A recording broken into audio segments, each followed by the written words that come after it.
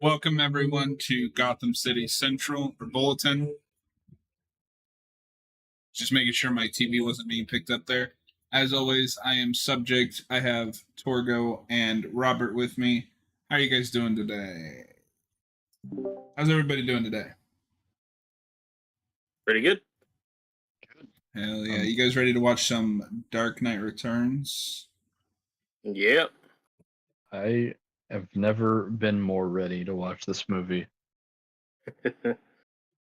Are you sure? Like, what about the first time you watched it? I mean, yeah, I don't know. I can't compare them really. Are you sure?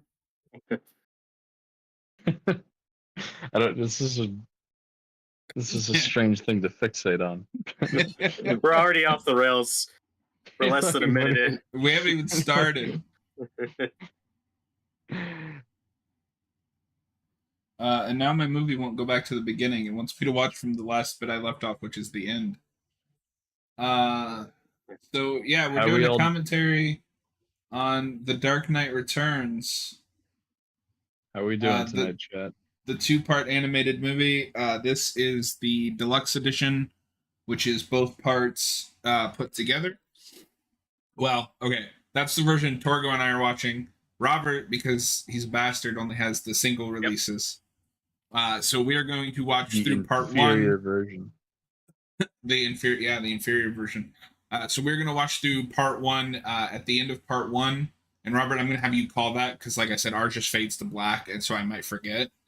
Once we hit the end of part 1, we will be taking a maybe 5-6 minute intermission. So Robert can switch discs, and we can all just stretch for a minute before we jump into part 2. Robert has a shirt with an R for Robbie Rotten on it. The R stands for hope. Stupid. What? No, I mean it stands for his name. Are they slightly different? We weren't sure about that because I haven't watched them separately in a while. Yeah, we'll see how well these sync up. Yeah, we're just gonna have to kind of wing it because they're not streaming because Warner's hates us. Yeah. Well, a few weeks ago, they were streaming this on HBO Max, but it was streaming in both parts. So if it was still on Max, like that's how we would do it. We would just stream part 1 and then go right to part 2. But it's not streaming anywhere, so we're all just kind of watching it how we have it currently available. Yeah, I think Warner Brothers did this on purpose to mess with us. They sure do. Yeah, because I have the hardback graphic novel, which comes with the deluxe edition in the back. Noah, you just have the regular deluxe edition, right? With the 2 parts in one.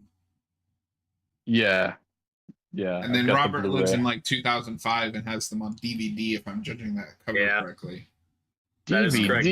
This is high on that list of stuff I still haven't upgraded to Blu-ray. It's been on my Amazon watch list for years.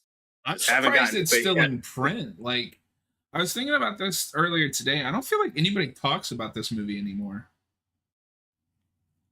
I think in certain circles it's pretty popular. Yeah. It was big. It was big when it came out. Like, it was a big deal when it first came out, but like, well, it's not like this is the first time they just adapted a storyline, right? No, because Under the Red Hood comes up before this. But that's not isn't a pure adaptation. New Frontier is a pretty close adaptation. It's different, but it's an adaptation. And there's New Frontier. Yeah, if we're just talking Batman specifically. Well, and also, I think the Year One movie came out before this, too. Oh, I forgot. It might have. I'd have to fact check that. But yeah, I want to say Year One was like 2010. But this is the first, like, big, just straight adaptation that they did, right? Because Year One wasn't very popular. If you say so. Well, no, because I'm just thinking, because Year One was not very popular. The comic or the movie? All-Star. The movie. All-Star, too. No, I've never heard anybody say anything good about the Year One movie. It's all right. No, the one positive everyone talks about with the Year One movie is Bryan Cranston as Gordon. Yes. And that's it. that I mean, I think that movie's okay, but we'll definitely review the comic at some point. But that's not going to be a commentary. That's going to be a priority. It's that commentary would be Bryan Cranston's great, and this is a lot like the comic. That's all we'd have to say about it. So we'll probably just review the comic. And Under the Red Hood, yeah, that's an adaptation, but that's not just a straight up adaptation. Like that's almost from a ground up rewrite of that story. Well, just because it's not scene for scene doesn't mean it's not an adaptation. I do see what you're saying, though. I mean, year one is like shot for shot the comic. We should probably get into the movie. Yeah. So everybody get your movies past all the menus to timestamp 0. Austin says year one is a mediocre movie. It's the comic, but also watered down with bad execution. That doesn't surprise me. I've seen that movie once, but it was a long time ago. Disagree with that. And I don't like year one all that much to begin with, which that'll be an interesting review when we get there. That'll be interesting. But yeah, everybody get it to timestamp 0. Let me know when you're there. What's up, Zed? Ready to go? Hello? Yeah, I'm ready. Whoops. Okay, last thing before we get started. If anybody hears me responding to something you don't see in the chat, I have created a stream text chat in our Discord for certain people like Zed who asked me to do it, so they don't have to deal with like the delay and latency. So I might be reading something that he says there as well. But everybody press play in 3, 2, 1, play.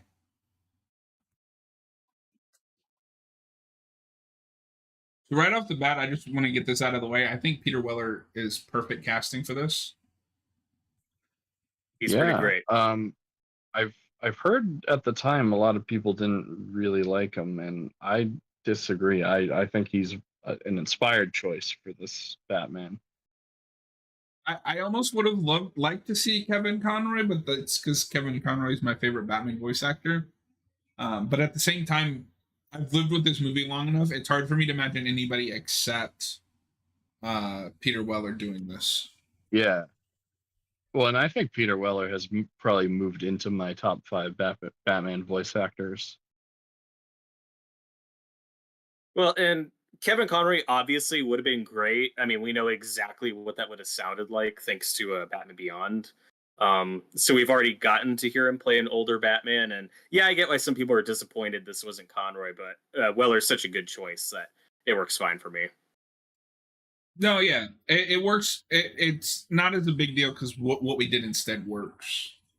Austin says Batman and Joker are both really well cast. I would agree. I think the only weak link I have in this cast is Gordon, and not that he's bad. I just think he's miscast. Never had that issue. I think he's fine. Yeah, I don't have an issue with Gordon. See, that's not. That is like the opposite of what I imagine any Gordon sounding. It's too high pitched. Oh, interesting. I don't think he's that far off from Bob Hastings from the animated series. Yeah, I think that's what they were going for. He kind of reminds me of Bob Hastings a little bit. And he might have died at this point. Because he's not in any of these animated movies. So I think Bob Hastings had already passed away, which is unfortunate because I would have loved to have heard him more as Gordon. Austin says Weller could have done it in live action too. Yeah, maybe. Mm-hmm. Yeah. I think the only thing I have a hard time seeing that with this, I don't see him like bulking up like Returns Batman. Yeah, he'd need to be in great shape. Well, I think a lot of the reason why the Weller casting works so well is, for one, like his voice is great for Batman, so I think he was a great pick to voice him, but also just like the similarities in the stories of RoboCop and Dark Knight Returns and like the themes that they both tackle, like and the Frank Miller connection too, because Frank Miller obviously would write a script for RoboCop too. So let me ask you real quick, because Gordon just talked. The voice actor you're talking about, is that the guy that voiced Gordon in Mask of the Phantasm? I don't know a lot of the other cast besides Conroy and Hayden. No, Bob Hastings. Because you said that you think this guy is trying to emulate someone from animated series. Yeah, that's the Gordon from the animated series. Okay, see, I think they sound completely different. Okay. I mean, they don't sound exactly the same. I just get similar vibes. But one thing we should talk about earlier on, that's the biggest omission from the comic, and probably the most contentious things with fans of the comic is, how do you guys feel about completely dropping the inner monologue, the narration from Batman? I'm completely fine with it. I have no problem with it. I think a lot of the information in the monologue is communicated visually in this movie, and I think they do a good job, especially later. Because there's a lot of dialogue about Batman talking about how he's like too old for this, and you do see that later when he's getting like beat up seriously by the Joker. And it also just sets itself apart from the book. So I don't mind it. I'm fine with it, because whereas a comic would need some of that, inner monologue, because you're just looking at little pictures. With this, you can relay more of that through visuals. Zed says he missed this in the monologue, and it's definitely a stylistic choice that is missed. I think the only awkward one is where you get to the rubber bullets, and you have to have the mutant like pick one up and squeeze, and it's like, rubber bullets. Austin says I'm fine with it, but they could have done it if they leaned more into the Miller elements. Yeah, that's completely fair. I don't miss it because it's gone, but I wouldn't have objected if they'd left it, I guess is what I'm trying to say at the end of the day. I'm kind of glad they cut it, just because it just gives the movie a bit more of its own feel. I think this does a really good job with just pacing the story, what they change, what they keep the same. Because on the surface, like, this is a 1-to-1 adaptation. There aren't any major changes here. But if you're really paying attention to just the little details, there are a lot of just tiny little tweaks and things moved around to make this work as a film. This is not shot for shot, beat for beat the comic. Like, it is a true adaptation in that way. And the way they work in a lot of the inner monologue into actual dialogue, I think mostly works, especially into part 2 when we get there. I love the way they work some of those lines in. I think the weirdest thing that's missing, that's a running theme in the comic, is this a good death? Would this be a good death? This would be a good death, but not good enough. And then at the very end of the comic, you get, this will be a good life, good enough. It's weird that we get the final line in the movie, but you don't get any setup for that. Like the opening race sequence we just saw with Bruce when he crashes, I think that works pretty good. The CGI is not great, but I think that sequence is fine. I'm surprised you don't at least get him, even if he's saying it out loud, this would be a good death, but not good enough. Like, I think you could have worked that in, and it's weird that that's missing and never used at all. That's one of my few nitpicks. Yeah, that you could have used it. There's some way to get into his head. Austin, yeah, they censored that. I hope he goes for the homosexuals next line. That's lame. Yeah, they definitely toned down some of the more controversial elements of the book, which is a problem. Yeah. But there's there's also a lot of stuff that I'm surprised they kept in. Well, this I'm is really surprised they kept the mutant speech. Yeah. No, there's a couple of things censored or watered down, but nothing too aggressive. And that's such a minor part. Like, it's whatever. You could have just cut that moment entirely instead of having to change the line. And I don't think most of us would have complained or missed it. But we need to remember that these were coming out when these still had to be PG-13. They didn't let these be R until Killing Joke, I don't think, a few years later. So for what's on screen, but also there's just a case of censors or whatever just not really paying attention to these or not caring, because, like, oh my god, does this get away with a lot for a PG-13? But Robert, do you shiv? I do. I used to, but not anymore. Slice and dice. Rob and Don.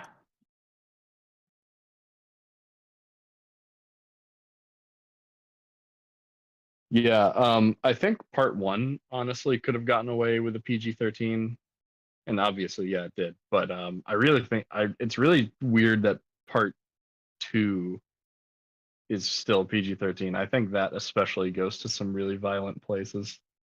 Austin, my only issue with changing that line is it wouldn't up the rating, and they replace it with an MCU tier joke. Yeah, I don't see how them replacing the word homosexual would affect the rating. Well, the line in the movie is, "I hope he goes after my landlord next." So it's more of a haha dumb joke. And in the comic, it's like, this guy's not a great person. But what would that have to do with the rating? You could have done that in a PG-13 movie. Yeah, I don't know. You probably could have, but Robert, I don't you think have the to rating. defend your point. I don't think the rating. The issue wasn't the rating; it was that I think they were afraid that they were going to get flack for that. That's what I think it was. Which is a lot of that's probably the motivation. Is just a lot of people who don't read comics who hear about this thing are going to complain and write blogs about this one line, and we just want to not deal with that, which is stupid. Not even people that don't read comics. It's just they want to get mad at anything. Austin says, how do you guys feel about how they changed Joker's role in part 1? I'm fine with them kind of reducing his role, and then he gets the bigger role in part 2. Yeah, I like that they build him up for part 2. Yeah, the cliffhanger we get at the part 1, which I adore, comes way earlier in the comic, and that was a really good change to just take that scene and go like, okay, we're releasing these in 2 parts, so this needs to end on a good cliffhanger, and that was a good cliffhanger to lead into part 2. Yeah. I like that change. Harvey Dent. And Michael McKean as the voice of this doctor is perfect. No, he's really good. Yeah, that's great. That's great casting. Chuck McGill as the doctor. So, do you guys prefer just as film as part 1 or part 2? Because I find myself preferring part 2, but I don't know if that's fair because that's where most of the climax. Like you need part 1 and 2 together. Well, it's interesting to compare them because I've always watched this as one movie. Like I watched this. I got the deluxe edition, and I never watched them like separately. Like I always watched this as a movie. Mm-hmm. So I always kind of saw it as one piece. But as opposed I think in to general, watching it as a comic book. Well, I mean, I read the comic first, but I always preferred the second half, but I like the first half a lot. I think it sets up a lot of good stuff. Austin, Zidanius prefers part 2. Austin says part 2 is the better part, but Two-Face has always been the weakest section for me, both in the book and the movies. I think I'd agree with that. And actually, I think kind of like the Two-Face stuff. I do too. It's better in the comic. That's a change that I don't love. I don't think that scene's as good in the movie as it is in the comic. Yeah, I mean, I agree with Austin. It's not that it's bad. It's not bad by any means. It's just when you put it up against the rest of the book, it's easily the weakest section. Yeah, I mean, I think I prefer the Joker stuff and the mutant stuff way more, but I like how they do the like paralleling with Bruce and Harvey. Yeah. It's kind of funny in animation when you get that shot of Harvey. He kind of looks like Lex Luthor. Yeah. Yeah, he kind of does. Yeah.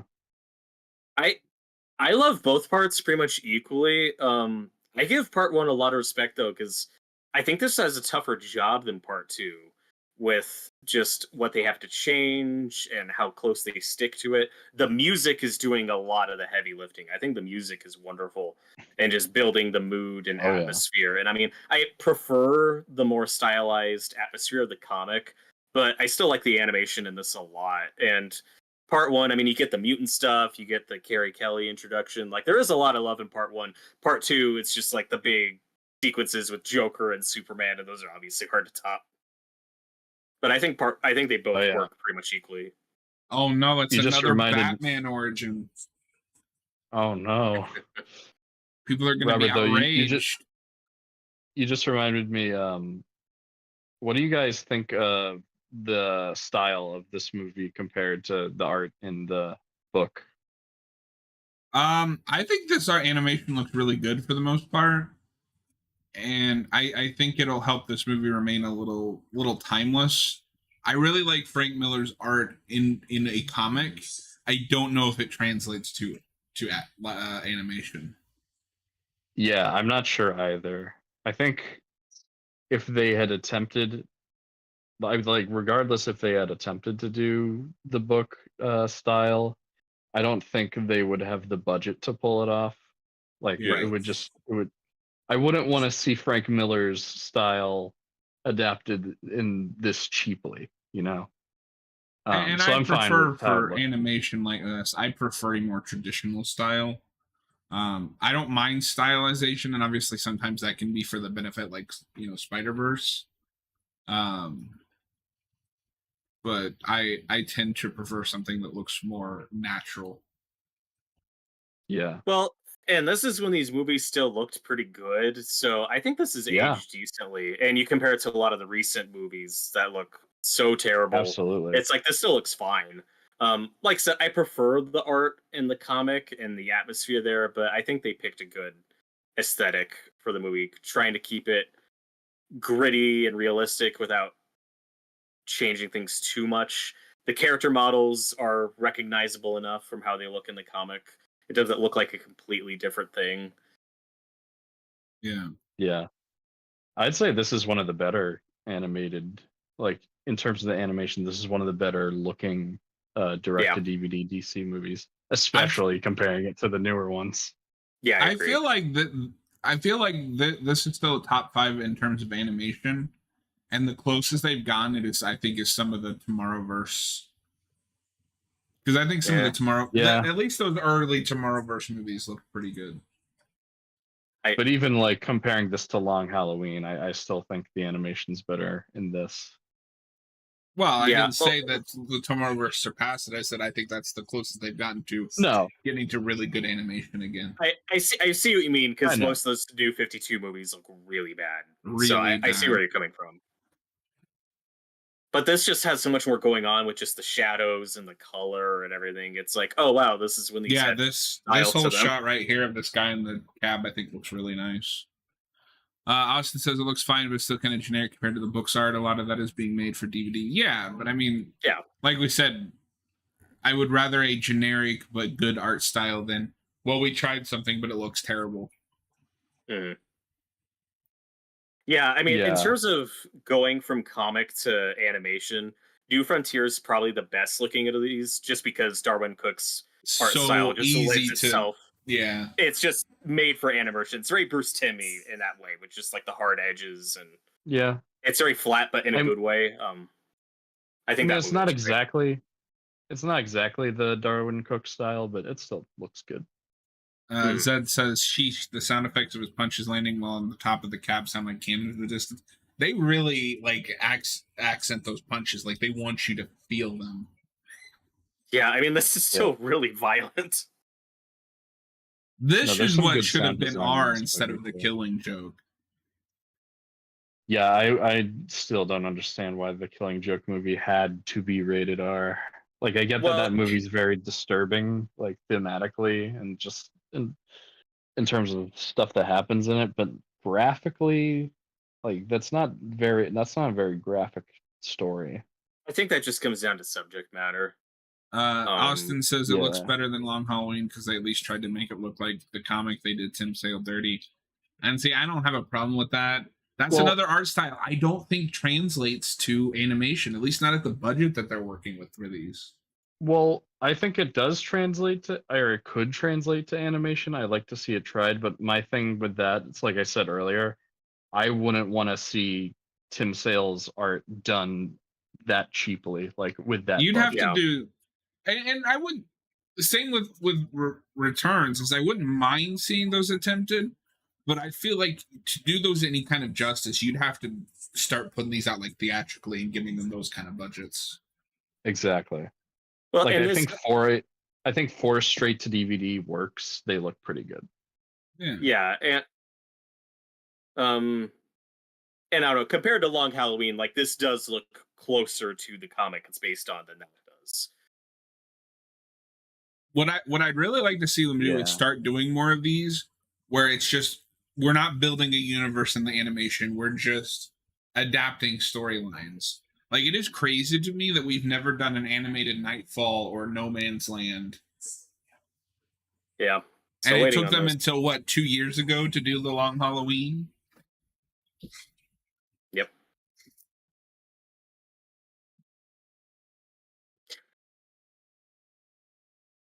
This scene is great. It is. No, and then Nolan stole this scene for Rises. Well, he paid homage to it. Or the scene coming up. Well, the part where he's like, "You're in for a show tonight, kid." Yeah. Yeah, I think coming up, I don't remember what line it was. There's a handful of Peter Weller lines that I don't think are great, where it's like, can I do another take on that? Really? These men are mine. Yeah. I've never really had that. I think he's mostly great. There are just occasionally lines where I'm reminded, like, oh, right, he's not a professional voice actor. This feels edited together. Again, I think he's mostly fantastic, but every once in a while it feels like, oh, we're just kind of feels a little something choppy about the audio to me when he's speaking. But it's a nitpick. Oh, one thing, I didn't have this until just watching it now. Unless it's just going to be lit different in another scene. But before I get to my point, Austin says Nightfall and No Man's Land probably too big for these. It would turn out like, but especially with Nightfall, you can cut a lot out of that middle section. I think you could easily do that in 2 parts. No Man's Land, I'm not as sure about. Yeah, again, you just have to cut a lot. But the bat suit here, because we haven't gotten to the big Frank Miller, black and gray one yet. He's still in the blue one. The cape is a little too dark. Unless that's just how it has to be for the style of animation. I mean, it's a dark blue. It's not a bright blue. I'm fine with it. Yeah, I'd prefer a darker blue than a bright blue. It doesn't look bad by any means. It's just, I remember being a little bit brighter. Zed or make a 3-part Nightfall. I'd rather they just cut out like the 70% of filler that the story is. Or they could do a mini series. Yeah, maybe a mini series would be better. Nightfall should be at least trilogy of Fall, Quest, and yeah. I'm just saying, like, I think you could do a 2-part out of that. You just cut out a lot of the Azrael as Batman stories that they were doing at the time and just adapt the actual, like, Nightfall pieces. Maybe a 3-parter like they're doing with Infinite Crisis, but we'll see how that goes. It's a shame they're wasting Infinite Crisis on that universe. You mean a Crisis on Infinite Earths? Yeah, whatever. There's like 6 of them. They're different things. There's like 16 crises. Yeah, one of them's called Infinite Crisis. Yeah, it's also just really cool that we do still get both bat suits in the movie, the blue and yellow one and the black one, because I feel like the black one's the only one remembered from the comic, because that's where you get the really big logo on the chest. That's what you get with the Ben Affleck suit in the movie. It's like that's the only suit we ever reference, or even though when you read the comic, it's like, oh, we get. I like both. Yeah, I like it's both. just really cool that we get both in this. I mean, I don't dislike either one. I'm just saying that the day goes, even a trilogy of 90 minutes, it would be cut down. But that is a 3-part story. You got to keep that structurally, I think. Yeah, I mean, maybe I'd feel different once I read all of Nightfall. Yeah, once I reread soon. All of it, I might. I still feel like you could cut a lot of that out, but I might change my mind when I reread it. We'll be starting it soon once John starts reading it. Well, so not to talk shop during commentary, but I think what we should go ahead and do is just say that first anniversary trade that we're reading, Noah, we'll do that after year 1 to give us a deadline so we can get rolling on that. Okay. Sure. Okay. Austin, I see where you're coming from, because there's a big moment in the comic where Bruce gets shot on the chest in the yellow logo and says, oh, that's why I put a target so people would aim for that and not my face, because he has Kevlar underneath. That is referenced a lot, but I feel like if you saw those references out of context, you would never immediately think. It's never clear that that's a Dark Knight Returns callback. Like, you'd have to know that comic to make that connection. Because I think I've seen that reference elsewhere, like not even knowing at the time, like, oh, that's a Dark Knight Returns reference. Whereas in like the Ben Affleck movie or the Arkham City games when that's like a suit. Like everyone knows that black suit. It's like, oh, that's the Dark Knight Returns suit. But I see where you're coming from.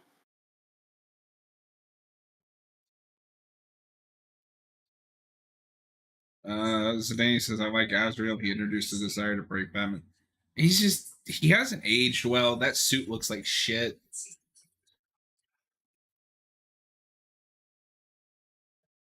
Azrael suit, not the Batman Dark Knight Rises suit. That I still like the first one. And then it just gets more and more ridiculous. Yeah, I've only seen the like really ridiculous one.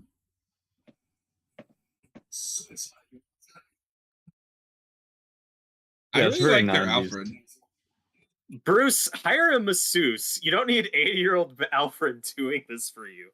Or 90-year-old Alfred giving you back massages. Poor Alfred's gonna be like pushing 90.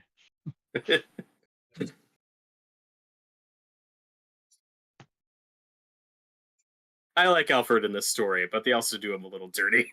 Bruce doesn't care about Alfred at all. I like that he keeps the red phone. Yeah. That's a good nod. That might be a deliberate 66 reference in the movie. That might not be in the comic. There's a few you like kept looking Batman at your comic. Why don't you tell us? Find that exact scene. Get it now. I'm on it. But I think they reference like the pull out your copy. I think they referenced the '89 Batmobile later. I think you see it in the background in one shot. Yeah, Austin says it is a weird choice for Alfred to be alive, especially when he just dies awkwardly. Yeah, I brought that up in our review of the book. It's like, how is this guy still alive? Like, I think Bruce in his 50s.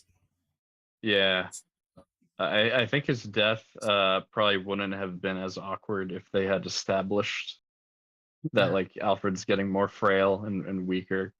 They don't like Alfred doesn't have a lot to do or say in the story. I think his death works better in the movie than it does in the comic. I just like the way that scene's paced, but I don't know. I think it's awkward either way. The house blows up and he dies. Yeah, I poorly phrased that sentence, Austin. Yeah, well, I was wrong. The red phone is from the comics, so that is definitely a 66 reference on Frank Miller's part. Glad they kept that in the movie. The worst Batman. Good job, Frank. Don't you dare slander Adam West here. You are the guy who likes Batman and Robin, but doesn't like Batman 66. How does that work? Very carefully. We'll have to discuss that another video. We'll do 66 stuff soon. And Batman and Robin. Yeah. Batman and Robin's gonna be awesome. I love Carrie Kelly's parents. So dumb. So when are we gonna adapt Dark Knight Strikes Back or Strikes Again? Whatever the hell that book's called. Why would we? Hopefully never.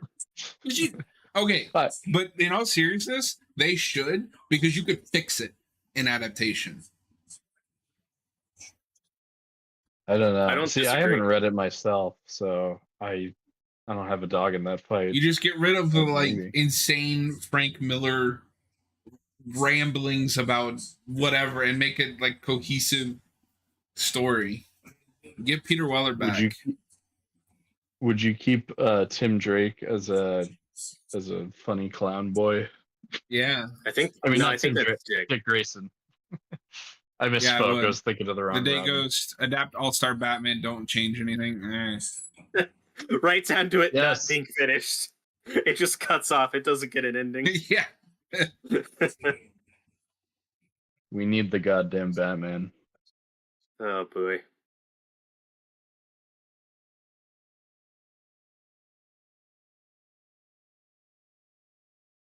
You know, it's a good thing they were right outside that building that Two-Face is targeting. How convenient. It's funny that this doctor guy earlier was wearing a Superman shirt. So he likes Superman, but not Batman. He's for some vigilantes. but not all. Well, because remember, Superman's not a vigilante in this universe. Oh right, yeah, he works for Reagan. Dude, when I was watching this, to make sure that my disc worked, because I don't think I've ever watched the physical copy. There's a scene with Reagan, and he goes, "Well," he couldn't stop laughing. Yeah, he just says "well" a lot. Well, yeah. I love my favorite thing with Reagan in this movie is when they have the report about the nuke heading to Corto Maltese, and you see him with the radiation suit on. he just looks so funny. And I appreciate that they didn't really change it. Like, you can tell that's Reagan. Yeah.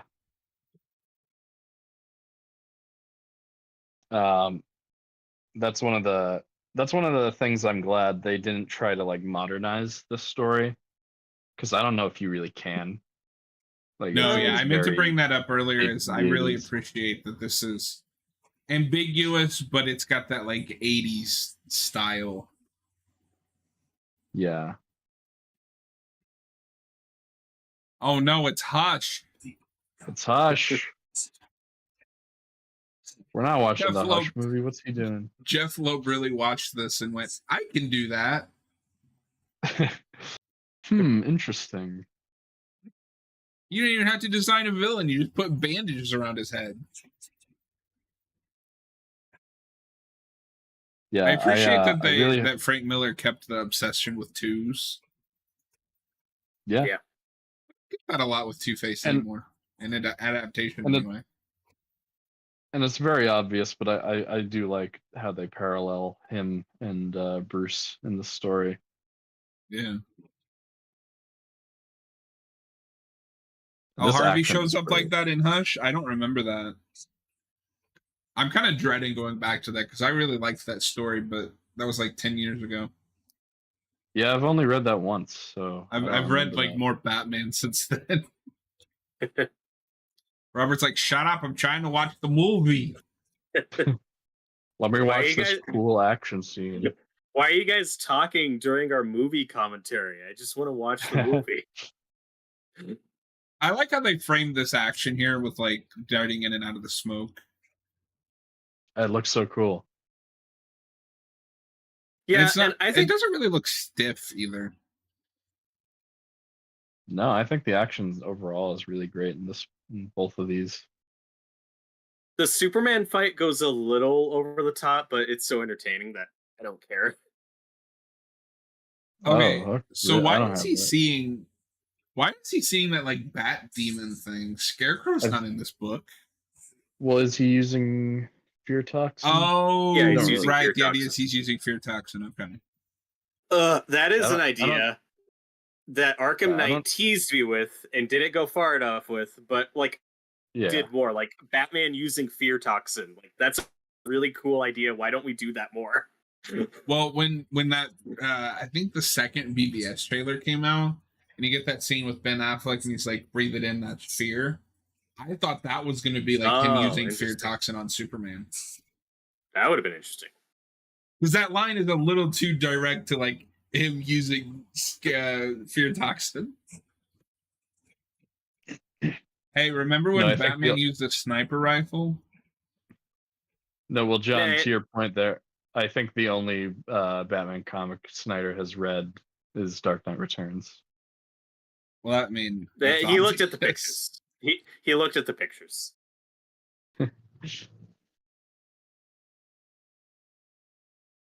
But yeah, he's got a gun in this scene. Oh my god. Yeah, Zack Snyder went, I can do something with that. He's not shooting people with it. He's using it for grappling. No, he's not. No, but Snyder does take that shot scene for scene with him with the grappling gun.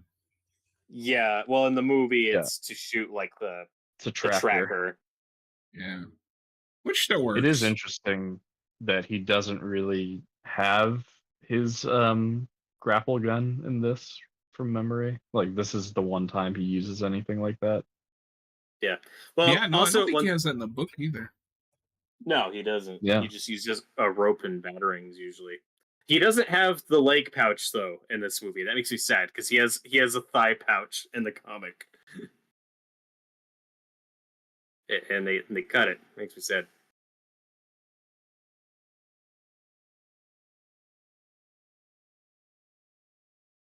I think one of the awkward things with this being a movie is because the book is obviously structured like each issue is kind of an individual story. So when you're adapting that to a movie, we're gonna wrap this up and then just kind of move on.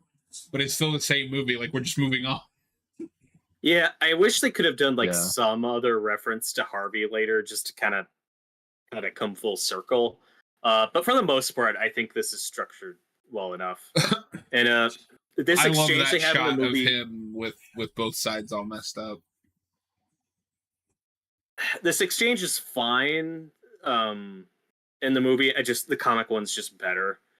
In the movie, Dent says they can't change what I am, and Batman says you and me both. Like that's fine. And in the comic, Batman's looking at him and sees like the whole scarred version, and he says, "I see a reflection, Harvey, a reflection." And then we see the bat again. Like the movie version works fine.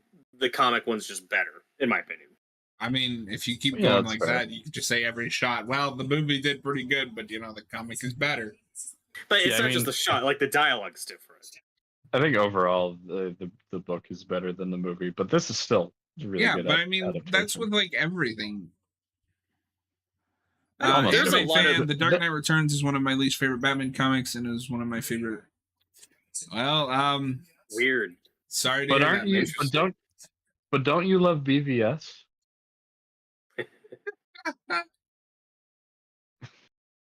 I'm sorry, I just. Yeah, but I mean, But I'm talking about dialogue. I don't like that comparison because that's the case with almost anything. But I'm what do you guys? I don't know. A lot of the dialogue from the comics in the movie. Oh hey, and they changed that one. Yeah, I like that. I was also see V for Vendetta. But I'm not disagreeing with you. I'm just saying I can't really criticize that because most adaptations are that way. It's just a fact of adaptation. I don't agree, but I don't feel like talking in circles about that either. I think Torgo sees where I'm coming from. It's a nitpick. It's not a big deal. I just think the comic version's better. I love this guy. I see what Robert's saying. We're still in consultation. Yeah. Spineless politicians.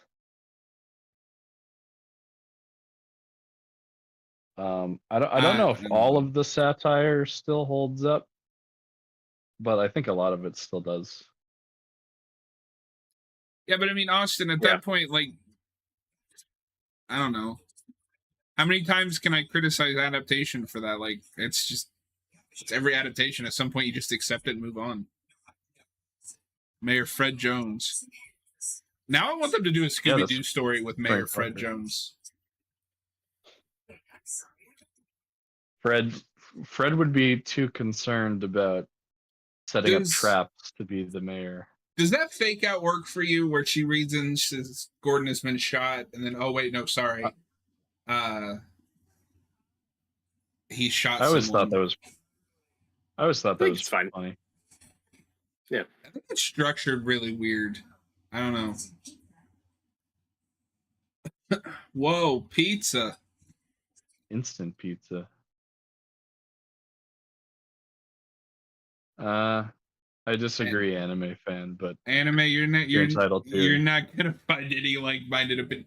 And I love Snyder's movies, and even I would say that. Well, if you stuck to the comic and didn't change too many things, I think he could have directed a fine Dark Knight Returns live-action movie. I might have preferred that over BBS. I think he would have made a great Dark Knight Returns movie. It wouldn't have been better. Nah, I think it probably would have been a similar thing to Watchmen, where it's a fine adaptation. Yeah, it's a fine adaptation, but the book is better in so many ways. God, I didn't know Fred's father was the mayor in Mystery Incorporated. I've seen a little bit of that show, but not all of it. That's the one where it's like an actual I get the words mixed up all the time, but like a serialized like storyline show. Right? Yeah. Yes. Yeah. No, yeah, he is. That show's awesome. I knew that show was going to be hilarious when one of the first drama plot points is a love triangle between Scooby, Shaggy, and Velma. I think that was one of the first instances of putting Velma and Shaggy together. At least that I saw. I think it was, yeah. Because they do that in like a few other things. Yeah, I mean, Austin, he would have, but it would have still been a fine movie. I don't know. Well, speaking of Snyder, we're at his favorite scene. Yeah. Did he read the scene? The scene he often misinterprets. Yeah. This is the scene he always points to of like, see, Batman killed someone. He shot that guy in the head. And in the comic, it's like, did he though? Like, I can't tell what's happening in the comic. I did forget that it's a woman in this version. Yeah. Well, Zed says that movie, kid would be deaf. Austin, how do you guys feel about how they changed the thing with the general guy? I missed the shot of Batman holding the body. I like it. I think it's horrifying in a different way. We haven't gotten to that scene yet. No, right? we haven't. No, not I was yet. like, wait, did I miss it? Is that in part 1 or is that part 2? I think it's part 1. No, it's part 1. Yeah, I just watched this earlier today. That's an amazing shot in the comic, and I do miss it in the movie. The problem is that's a scene where like everything that scene is like just in text. That's just like a couple boxes of inner monologue telling you what happened and why that shot is happening.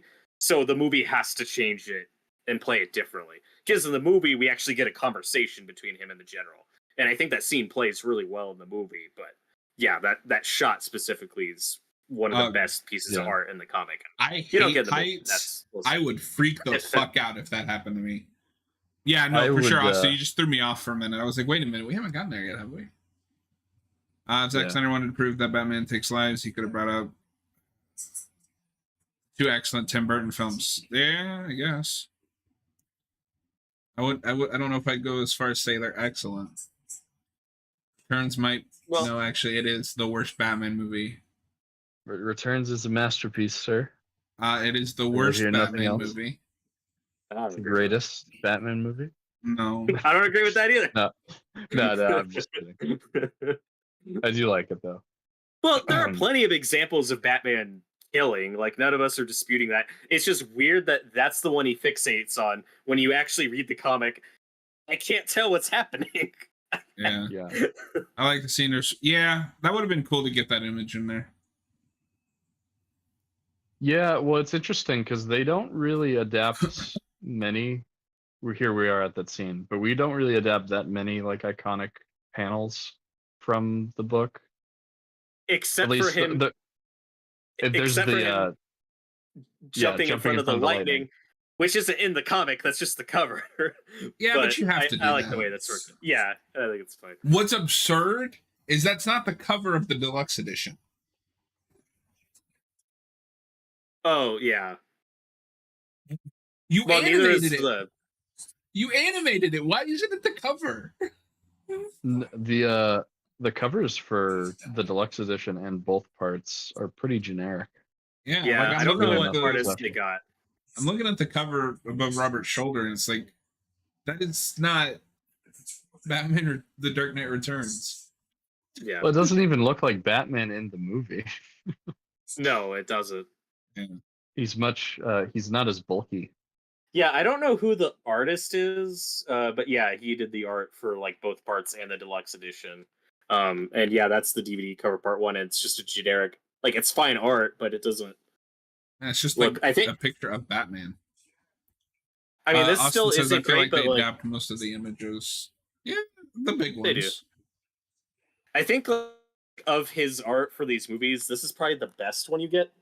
Well, yeah, because that's just the lightning pose. Yeah, but they had to care. I don't know why that's not the cover and why this is the cover. That would have been better. Because that's a lot more generic. Well, and then the part 2 cover's even worse. Yep. I don't know where your copy of part 2 is, but we'll see when we start part 2. Fair enough. But yeah, like when I think of like the big images from the comic that are in the movie, I think of Batman in the tank in front of the mutant leader, or Batman and Superman during their big fight. Like those are kind of the images I go to of thinking like that are both in the comic and the movie. That I think they do really well. But Robert, do you shiv? I try not to. Slice and dice. I didn't know Cyclops was in this movie. Wait, Batman's fighting the X-Men? Speaking of the X-Men, X-Men 97 is wonderful.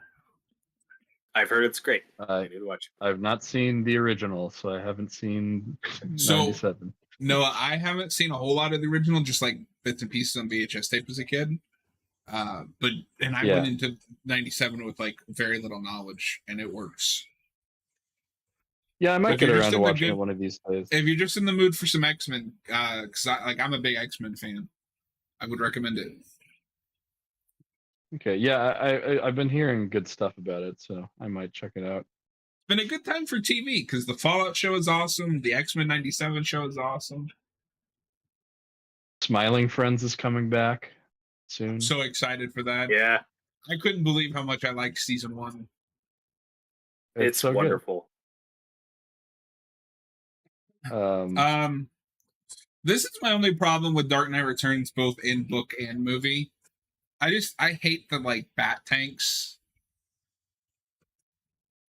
Yep, it's funny. This guy doesn't.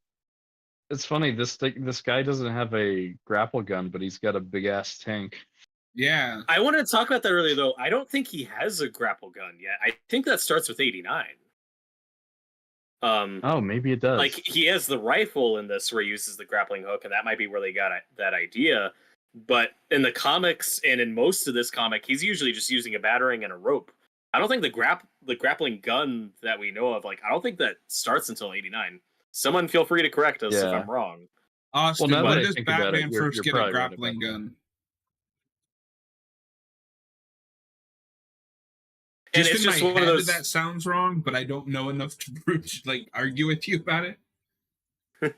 Well, it's just one of those like impractical things with Batman from back then. It's like, how is he swinging around the city with just a rope and a battering? But it's older Batman swing. Yeah, older Batman swing on the rope with a battering. But does that start in 89? I think it does. Austin, you got to tell us. Be our fact checker. Well, and 89 is an important movie. One of my favorite modern Batman things that some people don't like, but I love that starts with Batman Begins is just like how the cape turns into a glider like that and the way he glides around the city and stuff. That's what I love. There's no way that starts with Begins. That starts with Begins? In that form, like in Returns, there's the scene where like the shot of Batman 89 is him gliding down to the criminals. Not really. Well, he spreads the cape and then jumps down. He doesn't really like. Oh, I'm sorry. It's not flying. It's falling with style. Yeah. No, I'm talking about like the cape. But like in Batman Begins, like that's how it works. Like in the Arkham games, where like the cape just solidifies and he's swinging around and stuff. Like you don't really see that pre-Begins. There's no way. Yeah, I mean it's a shorter distance, but it's the same thing as the opening shot of 89. He just drops down. Is that what you're thinking of? No, he has a wire. He extends his cape and glides down. I think you're remembering it wrong, sir. He opens his cape, but he doesn't. He lowers down like in silhouette, but he's clearly on a wire. Maybe it's like a semantic argument. I don't think you're supposed to see the wire. I think that's just because it's an older movie. The idea is supposed to be he's gliding down. But in terms of like fast gliding, like we see in Begins, like that starts with Begins and how he does it in the Arkham games. Like, that's all I'm talking about. The thing is, he's not like gliding from a German suplex that guy. Ooh, he's not gliding from a far distance or anything. He's really just jumping from a higher place to just where they are. Like it's not really. I wouldn't call it gliding. Yeah, and in Returns, like a mechanical glider comes out for like that one scene that like replaces the cape. Yeah, And then it he wasn't the but like cape, that's though. yeah, it's not the cape. Like it's more of a mechanism. Or like in a year one, like he literally Okay. has a glider that he's holding onto. Let's save this and swing back around to what we're actually here for. Okay, This well, fight is brutal. Discussion. This fight is brutal, and I love how it's choreographed in the movie, kind of filling in those missing frames from the book. Yeah, I think the action is very well choreographed, and it still captures like the That spirit looked like it hurt. Oh yeah, the sound's great in these movies. Yeah, it is. Oh no, he's got a crowbar. I've seen where this goes in Batman.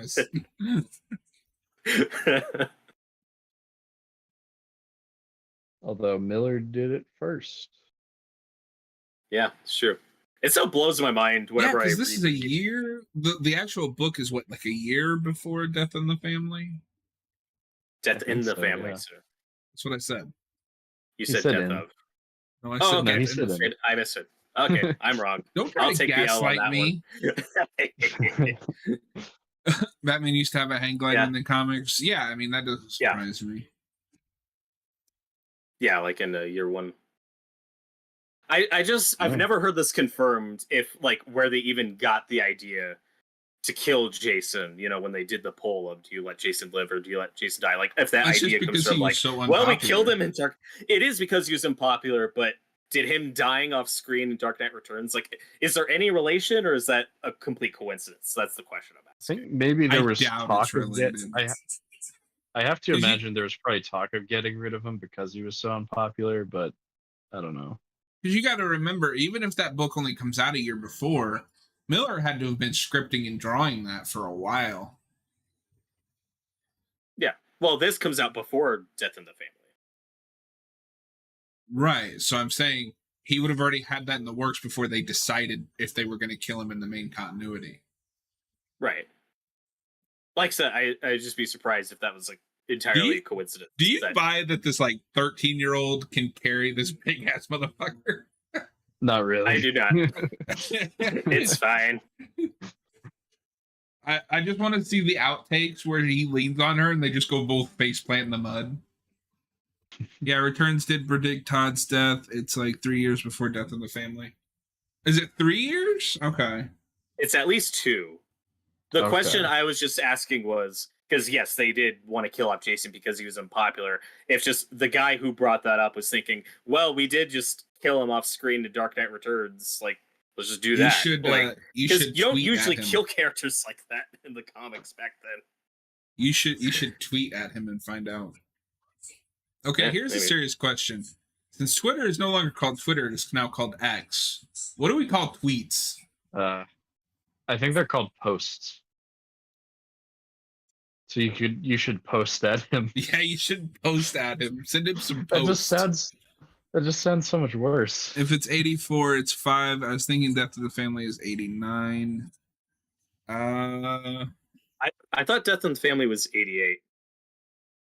Let's find out, shall we? Well, hell, Austin, you should have just come on the show with us. Yeah, what are you doing? I don't know when Dark Knight Returns, because I think like the trade comes out in 86 of Dark Knight Returns, but it comes out in 4 individual issues before that, so I don't know entirely when that was released. All right, so Death in the Family is 88.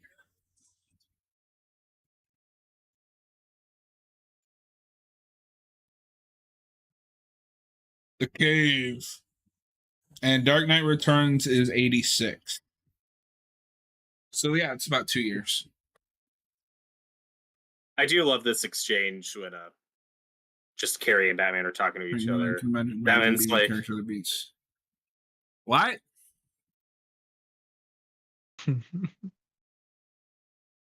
I just like that bit where he's like, Dick called it the Batmobile.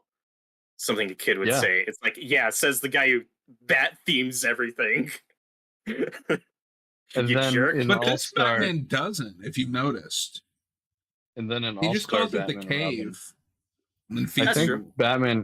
I think he calls it the Batmobile before he meets Dick in All-Star Batman and Robin. Well, that's because I don't care what Frank Miller says. That is not in the same continuity as Dark Knight Returns.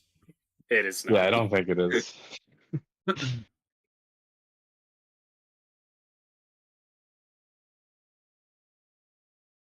It's but not I a do really Batman like movie that without exchange giant ass keyboard buttons for the bat computer.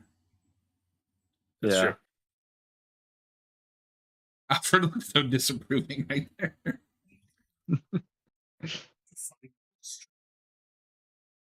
Damn, I wonder if Alfred hated Robin, like the old Robin, if this is how he's reacting to Carrie. This might be my favorite scene in part 1, where he has that like talk with kind of the demon inside him. Yeah, that's really cool. I'm not finished yet. You're not finished with me. You never were, or something like that.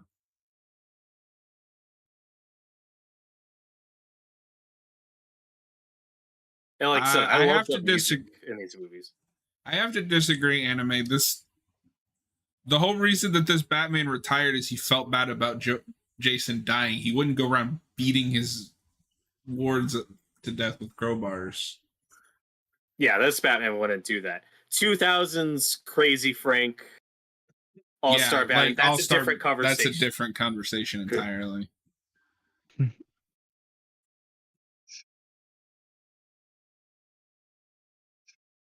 Peter Weller nails this scene, which I think is one of the most important scenes to nail. Yes. Alfred just hates women. It's why he's so cool. I mean, that's true. And this scene was almost, I mean, you can watch it, but it was almost homaged in Batman Forever, but they cut the scene. Where Bruce is in the cave. And I want it. Where Bruce is in the cave and sees the giant bat. Damn, they really should have just let Joel Schumacher make a darker Batman movie. I would have loved that. What he wanted to do. I love his Batman movies, but I would have loved to see him take a more serious take on the. Yeah, I mean, I enjoy both the movies we got, but like, I wanted to see him. I think it would have been cool if he got to do the Year One movie that he wanted to do. Yeah, and I mean, there's like shades that's a guy who's like wasn't like a comic book reader. But I can believe he actually read Year One in Dark Knight Returns. Like, I mean, he's a better director than Tim Burton. That's always debatable. I might agree with that. I mean, maybe good movies. As soon as I think about the rest, as soon as I thought about the rest of Burton's filmography, you might be right. But like, when we do reference like the flashbacks with the Wayne murders in the Schumacher movies, it's like clearly looking at Year One in Dark Knight Returns, like in the funeral, like just the way that stuff's depicted. Yeah. Yeah. I don't know who voices Bartholomew Wolper, but he really nails the like, I want to punch this dude in the fucking face voice. Yeah. That's Michael McKean. Yeah. Oh. He played He's Saul's in Smallville, brother. you fraud. Oh, wait a minute. That name does sound familiar. That's not Perry White, in Smallville. Yep, that is. You got it. Oh, wow. Okay. I mean, I want to punch him in Smallville, too. I don't know. Cap loves that episode. I think it's just okay. Burton is more of a specific vision guy. Well, Schumacher is a workman director. Yeah. I mean, I'm just loath to give Tim Burton any credit for anything. He was one of the better workman directors of his time. Yeah. And I like Burton's style, but then when that's just like what you fall into and do 30 times, like that kind of loses a bit of its luster. 9 out of 10 times I do not go for the style over substance movies, which is 90% of his filmography. It depends on the movie. I like some Burton. I like Sleepy Hollow. I like the last time I watched it was the roughest viewing I've ever had, but I used to love Edward Scissorhands. I want to see Ed Wood, and I want to rewatch Beetlejuice. Ed Wood has a style, but that is not a style over. That is not a style over substance. Well, that's why I want to watch it, because Austin said it's his best movie. Ed Wood is wonderful. Yeah, and I mean, he got good writers to write that movie. Or the studio did, at least. His Alice in Wonderland might be one of the worst things I've ever had to sit through. That is maybe Not his great. worst movie. I mean, I haven't seen Dumbo. I haven't seen Dumbo. Nobody either. did. Don't worry. I like Wednesday. Okay. I've heard Wednesday's good. If you like Smallville, you'll like Wednesday.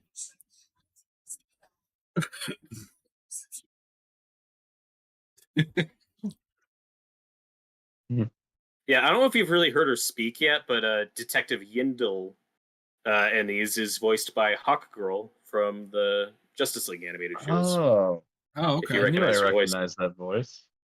And if you've seen the Batman cartoon, Ellen Yin's clearly a reference to Ellen Yindel.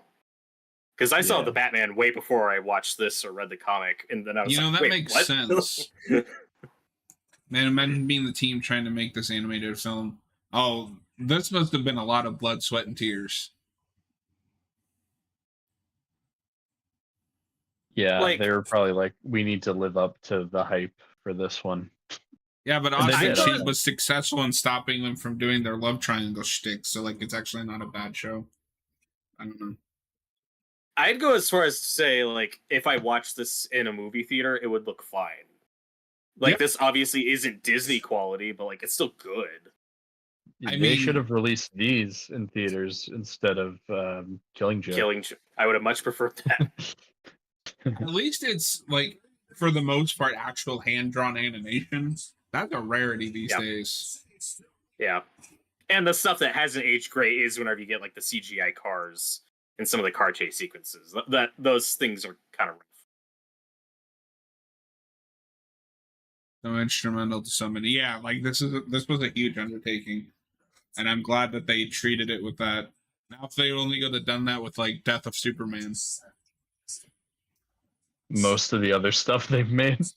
Yeah. It blew my mind when I found out the guy that directed this is the same guy that did the animated Iron Man movie and animated Doctor Strange movie. And well, in his defense, these are after those, so he definitely improved. Why? But he also ended up doing some of the New 52 stuff. Yeah. I don't blame him. Like, I think he had a lot more time on these like this than he did some of the later ones when they started pumping out 3 of those a year. I can't give him all the blame for that. It's more down to the writers and producers. I mean, I like Smallville, but most of the episodes that I like aren't written by those two. It's Rob and Dawn. Thank God that they wore their names on their shirts. We need more Rob and Dawn. Yeah, Noah, where's our Rob and Dawn spinoff? I think that's going to be a DCU movie. I think James Gunn's working on it right now. Fuck yeah. No, Robert, who would you cast as Rob and Dawn? Probably being my friend Donnie. Hey. There you go.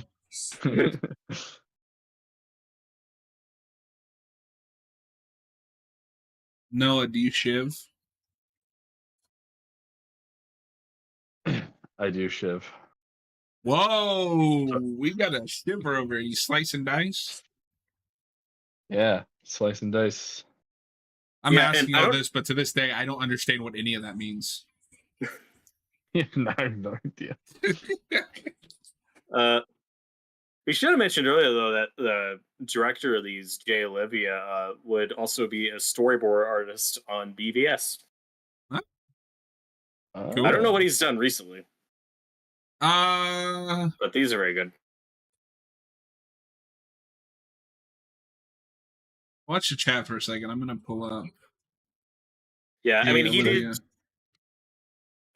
he did direct some of the crappy New 52 movies, but like I said, I can't give him all the blame for those. I mean, I'm not gonna give him all the blame, but you could try.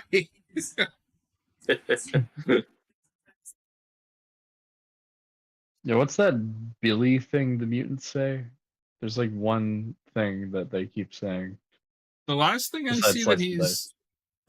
see he's credited with directing is the Flashpoint Paradox. Oh, that was a long time ago. Oh, go. That was 11 years ago.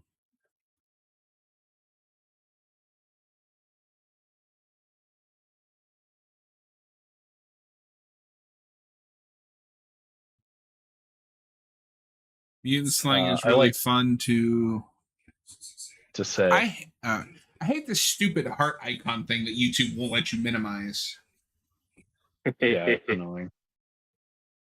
I really like this scene and how it's paid off later. No, it's great. He's too big. Slang, no, it is really fun. Austin, do you shiv? We know Noah shivs. Robert doesn't shiv because he doesn't slice and dice. I don't know if Austin shivs. Yeah, I don't know. Do Canadians shiv? I don't think they do. One thing we talked about when we were reviewing the comic that Frank Miller does a lot in the story that we don't do enough anymore is the goofy Batman disguises.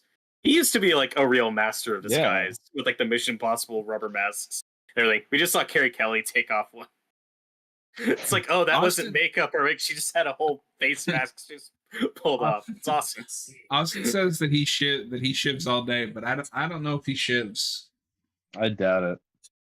I'm having a hard time seeing Austin shiv.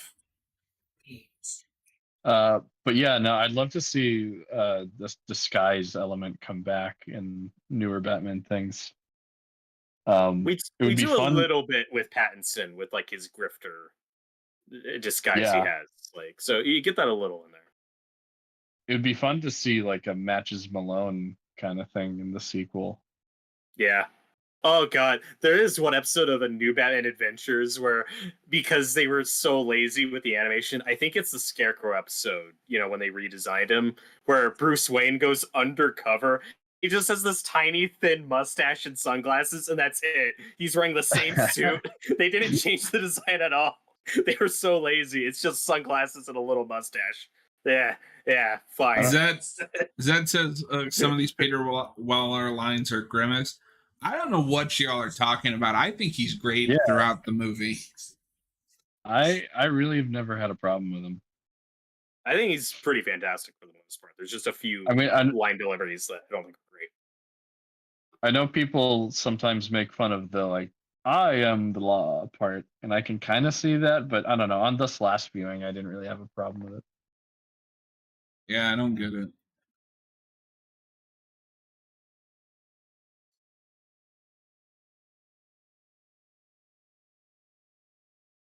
I don't know if it did a better job adapting the Dark Knight Returns code anime fan, but I do like that segment.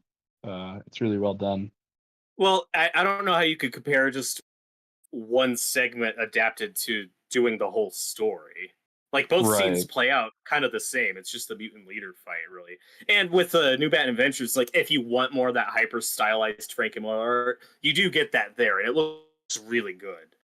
Michael Ironside voices old Batman. Like, that segment's awesome. They're just going about awesome. It two different things. But yeah, Austin says he's with Robert. I love Weller, but he's got a couple wacky lines. I guess. I haven't seen RoboCop, so I don't know Peter Weller very well. I legitimately can't tell if you'd like RoboCop or not based on what you've told me. Yeah, that's a question mark for me.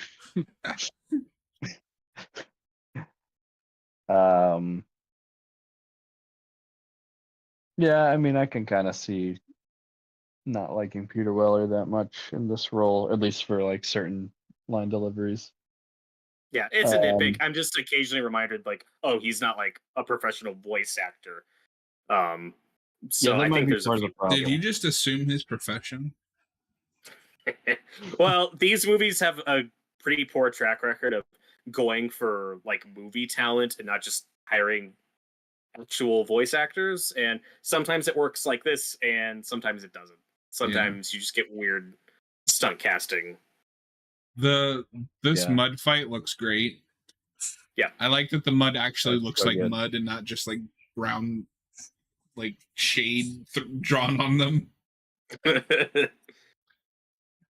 Like it's wet and goopy and it gets everywhere. Yeah, this animation's just so good. I don't mean to keep saying that, but it is. The action scene. No, it's like I have one thing to contribute to this commentary.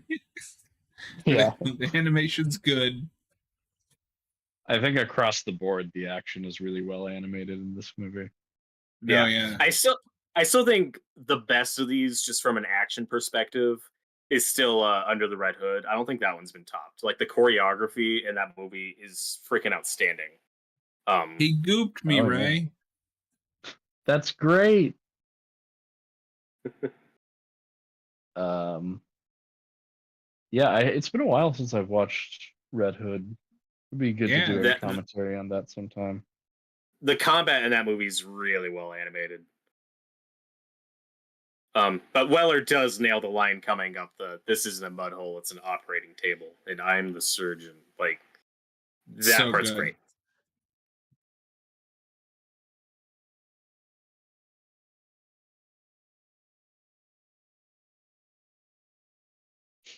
What do you guys think of the mutant leader's voice in this?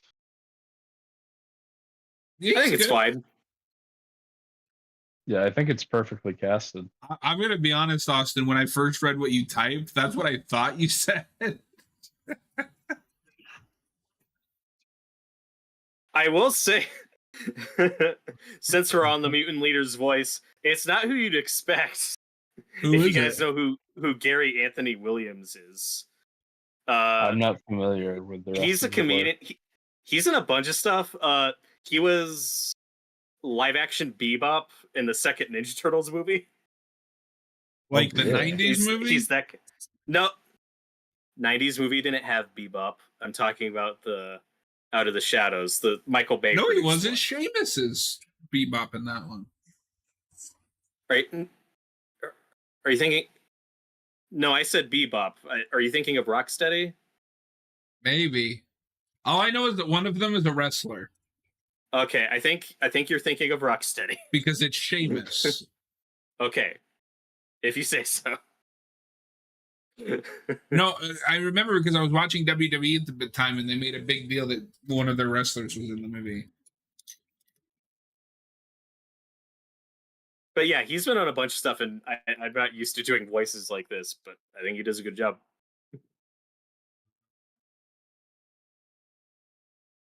Okay, yeah, sorry. He is Rocksteady. Yeah, so you made that Batman game. They're the same character as far as I know. Wow. Yeah, exactly, wow. Austin. No one knows the difference between Bebop and Rock. You're a fake TMNT fan. I am more of a TMNT fan than you are. That I can tell you. Well, that's just true. I don't care for TMNT. That surprises me. Yeah? Yeah. I don't know. I mean, it's got that I never same... grew up with it. That doesn't matter. It's still good. You can still get into it. I guess. I think the ending of part 1 is coming up, so I'll let you guys know when to. Yeah, I think when to pause. It's right after Joker says "Batman, darling."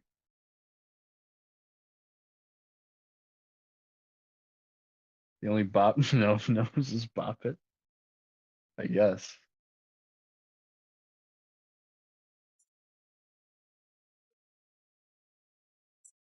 That's a game I haven't played in many years. The only bop Noah knows is bop it.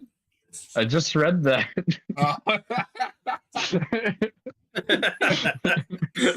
God, are you paying attention? I have more control over my attention span than you.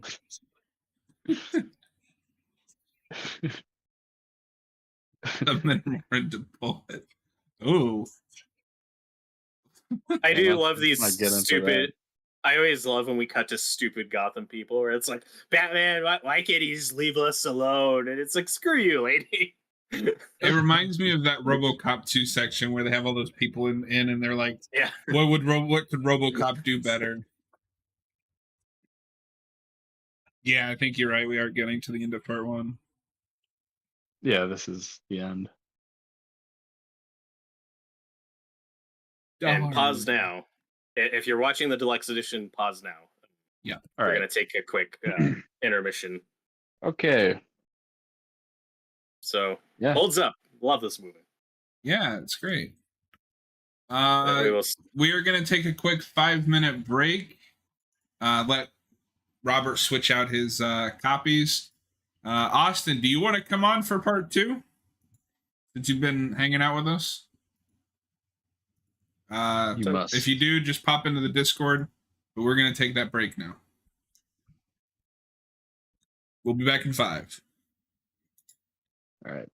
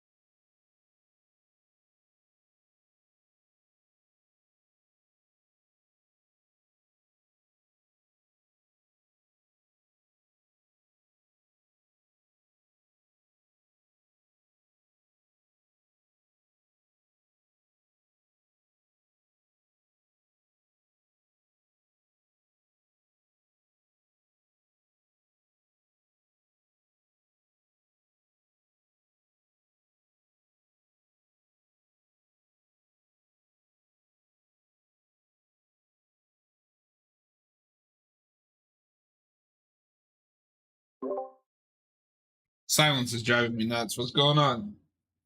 Yeah, how are you feeling after part 1? I'm feeling great. Are you awake really this fast. time? Yeah. You bastard. Just waiting on Torgo. We are just waiting on the great Torgo. The late He's Torgo. back. It's about fuck. Yeah. The fashionably late Torgo has Well, why did my camera turn off? returned. All right. Does everybody have part 2 at timestamp 0? Yes. And so, like you said, the way part 2 opens is the first thing I'm looking at is the logos pop up, and I'm just hearing the news reporter. Like the first line is, "Today marks the 3 months anniversary since Batman defeated the mutant leader." So I don't know if in the deluxe edition it's just like a black screen when you hear that, because after a few seconds the mutant leaders are going to pop up, and that's how part 2 starts. I don't know if part 1 to part 2 flows exactly like that in the deluxe edition, or if they move something. So I don't know if these are going to sync up perfectly, but we'll see. We will find out. The great and late Torgo, are you ready? I'm ready. Yeah. Okay. In 3, 2, 1, play.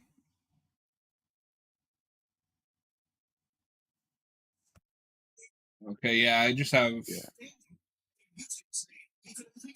Mine opened up on a TV broadcast.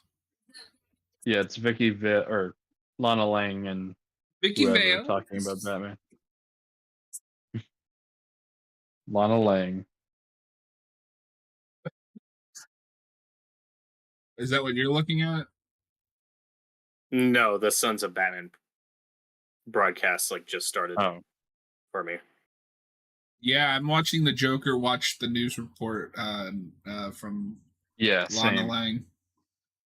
So maybe so we're definitely not synced up perfectly. Okay.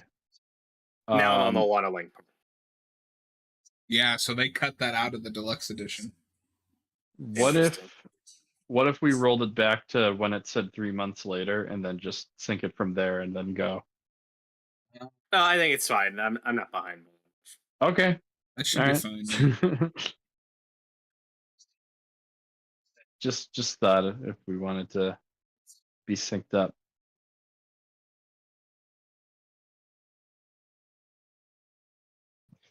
The phrase "hate never heals" might be the cringiest thing I've ever heard. I mean, this guy says a lot of cringe. True.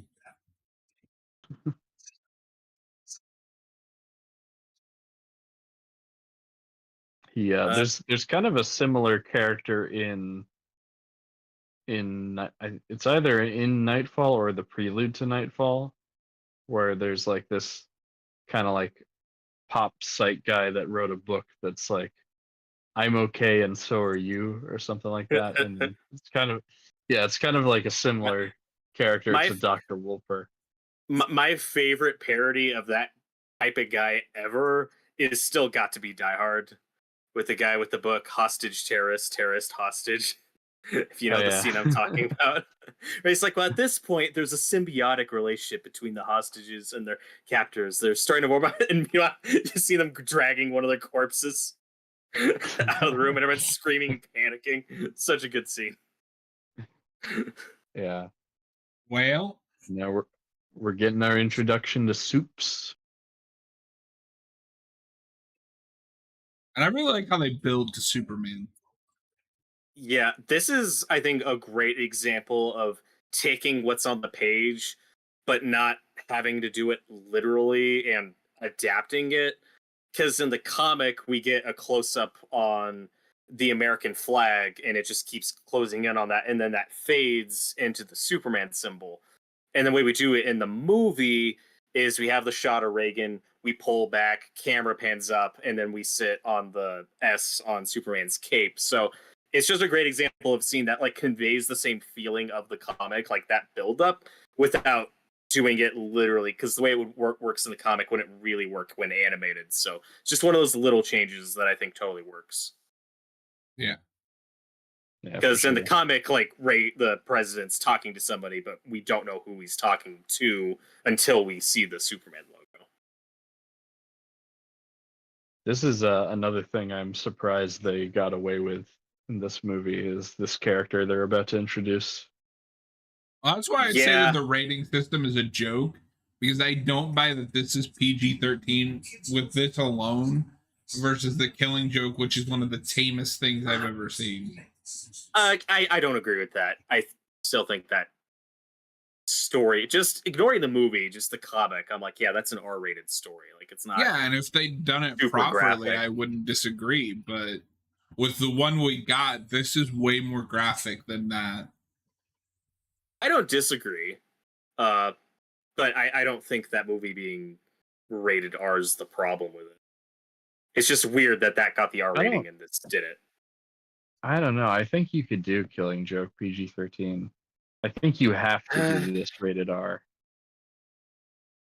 Well, I mean, the rating system is a joke and incredibly inconsistent. So, it doesn't matter. I brought this up when I talked about the book, and I get that he's a master of disguise, but how in the hell is, like, 10-foot tall Bruce Wayne suddenly like over. A hobbit? He's hunched over, and that is a pretty big old lady. Now the design is still absurd. I respect sticking to the source material, but you could have given her a bra or something, and I wouldn't have cried foul. Sounds like you just want it to be woke propaganda. Oh God!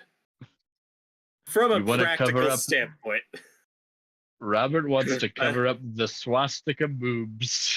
What a woke person. And just give her a bra and put the swastikas on those.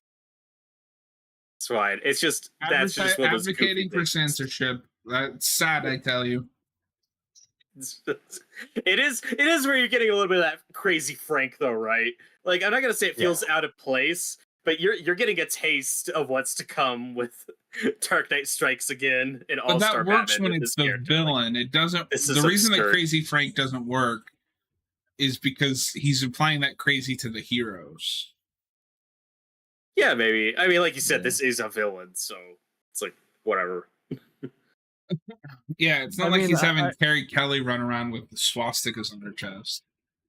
Right. I'm fine with Frank Miller doing crazy weird shit. It's just a lot of the stuff I hear that happens in the sequels to this. I don't know if it really works, but I mean, I like a lot of the weird stuff in this story, like the two like kid robots later. Like those things are weird. Yeah.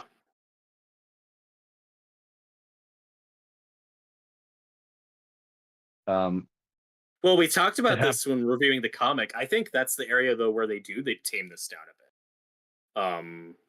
You know, there's a pretty big moment in the comic that's not in the movie that I kind of wish was. Which moment? Because when they kill all the kids at the carnival. They cut that out of the movie. And we argued about that when we reviewed the comic. Like, it's dark and messed up, but I think it needs We argued about something? No. we tend to argue a lot. I don't remember having that conversation though. But it was a month ago. They are ruining this poorhouse. Yeah. Grandma looking like a hobbit over there with those feet.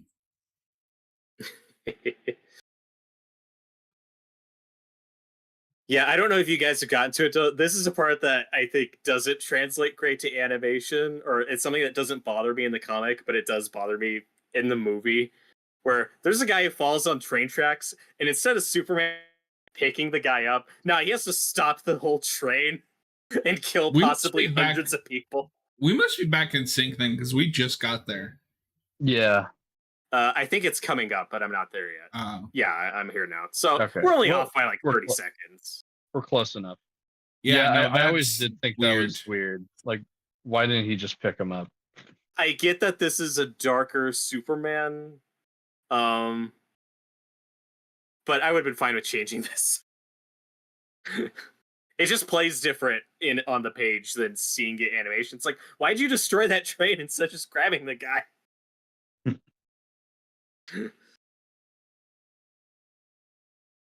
But also, this is a Superman who presumably kills people. You know, like we're gonna see him fighting in war later, and he's blowing up and throwing around tanks and planes and true jets. I'm assuming those people ain't living. Like, although that's war, and a lot of the people on the train are probably innocent. Right. No, I agree with that. Yeah. We it happened I like a little how bit they earlier, keep but Superman completely in shadows during that. Yeah, and I like his introduction in this scene, where you see his POV and you hear like his super hearing, where he hears Batman say that line earlier. It's a pretty cool way to introduce him. Yeah.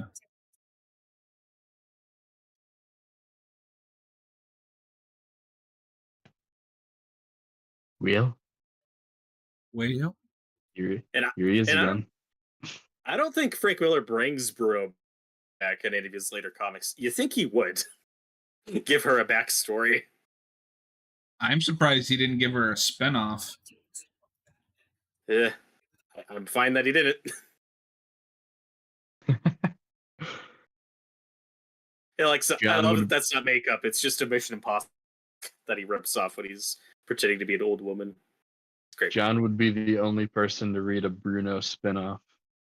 No, that's not true. That's not true. Noah would be there in front of the line. No.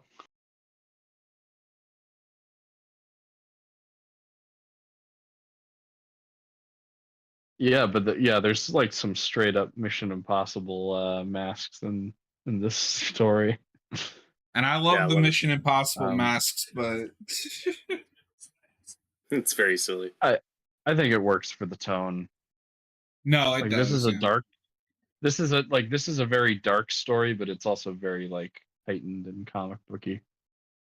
Yeah, there's still those sci-fi weird elements, like with the robot kids later. Like we don't explain them; we just know Joker's henchmen built them, and that's all you need to know. It's like, okay. Yeah, I think that's part of why I like this one more than part one. Is that like there's more weird shit in this one. Yeah, that's fair. Well, that's kind of like the book though too. He saves a lot of the weird shit for the back half. That's true, yeah. Which I think is smart. You know, you lure the reader in with a simple like Two-Face story, and then you escalate it a little bit with the mutant that looks like Cyclops if Cyclops was a cannibal, and then you jump into woman with swastika boobs. Yeah, you can't open with that. So I thought this was a Batman movie.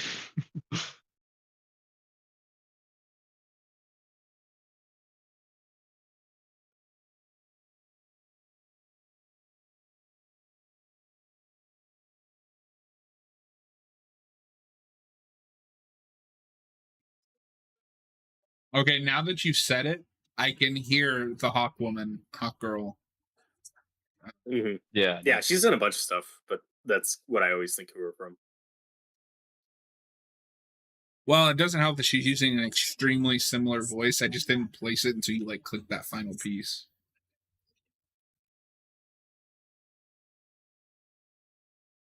The shot of Superman is so silly, but I love it.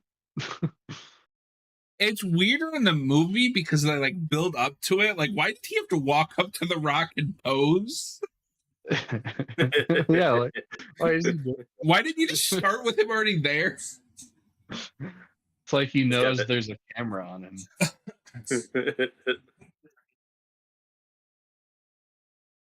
One thing I'm glad that they didn't alter, or not alter, but like they didn't mess up, is they got the philosophical battle between Batman and Superman perfect. Yeah, it's just straight from the comic. I really like Weller's delivery of "We were always criminals, Clark." Yeah, you just have a boss.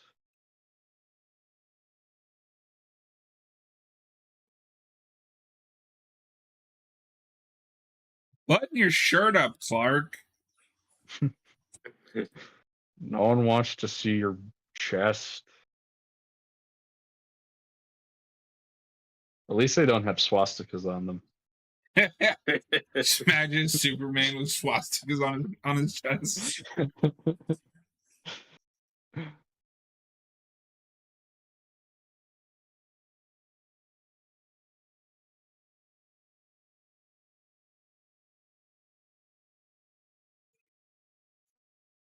I like especially in the movie, it feels like there's no other way that this story could end than Superman and Batman duking it out. Mm-hmm. Yeah. Ronald Reagan looks like a ghoul here. It's like we talked about in the review. Like I don't think Clark really wants to hurt Bruce. Yeah, he's holding back. You know, yeah, they're so ideologically opposed, and they're in, you know, it's such like a conflict of interest for Superman to let Batman keep doing what he's doing. They have to. Like, there's no other way. Like, I like the Batman Superman fights as much as anyone else. Like, they're natural friends and enemies. But it's just always silly when people argue. It's like, because if you're writing the fight well, Superman is always going to be holding back, and Batman is never going to be holding back because that's who they are. Yeah. Yeah, because it's not in character for Superman to kill Batman. Yeah, and I get so tired. Well, the only reason Batman wins is because prep time. Superman would make him a smear on the pavement. No, you don't understand the characters. Yeah, Superman wouldn't do that. And I mean, this is the first big Batman Superman fight, and it's still the best one because you have those years of history. It is the best one, but I like the Hush one. Yeah, that one's fun. That one does something different with it.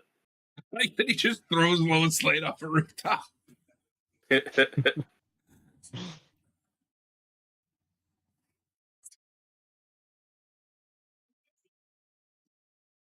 Yeah, and it knocks him out of it because she's his world.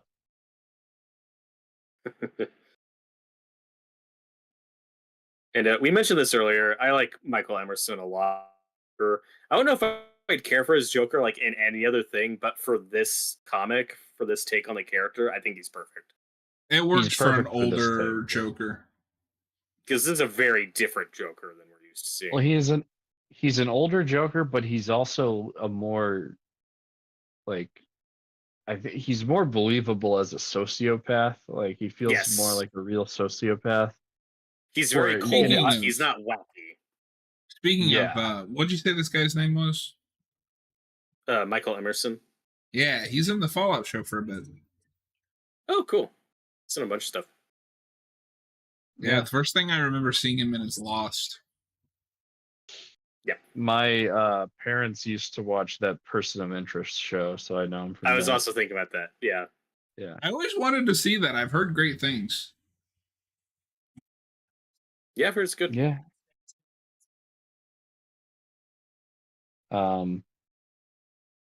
But yeah, like traditional Joker, I tend to prefer traditional Joker, the more like quippy, jokey one. But I think for this story, this Joker really works, and he's arguably the most terrifying Joker. Like he's really scary. So we talked about the kids being absurd. That Toyman design is absurd. His head is like an oval. I mean, it's not literally Toyman, but it could be. I thought it was. No, I don't think it is. He's his own character. Are you sure? Yeah, I think he's just some guy that works for the Joker. Yeah. Yeah, that is a big man. He's got like an egg head. Well, maybe there are a few design. There are a few characters where they try to go the more stylized route, and it doesn't always work. Like the mayor, whoever it is earlier that we said was voiced by Frank Welker, aka Fred, like the guy with the long head and like the big absurd round neck. Like that's a bit much for this movie. There's a few characters like that are got like the double very chin. Stylized. Yeah. He has a double chin on the side. Yeah, it's very strange. And then you have this big guy with the big egg head. Is there a lore reason why none of these cops try to shoot him? Like they're trying but failing. Well, no, like They're when like he first stormtroopers. lands, he starts taking out like the ones immediately around him, and all the other ones are just kind of like standing there, like, Oh yeah, it's the classic. Why are all the henchmen attacking one at a time instead of all at once? Yeah, is there a lore reason why they're attacking one at a time? Like, look, he's beat the shit out of that one top, and Are the they other one's stupid? just like watching. Like, oh, I like that. What do you guys think of this host, voiced by Conan O'Brien? I think he's fine. It's just straight up Conan. He's It's not interesting. They Sorry, don't go keep ahead. him from the comic. Like they do change him. Yeah. Like basically, just make him Conan. It's interesting that that's the one thing they choose to update. Because in the original, it's supposed to be David Letterman, Right. or like not David Letterman, like a parody of him.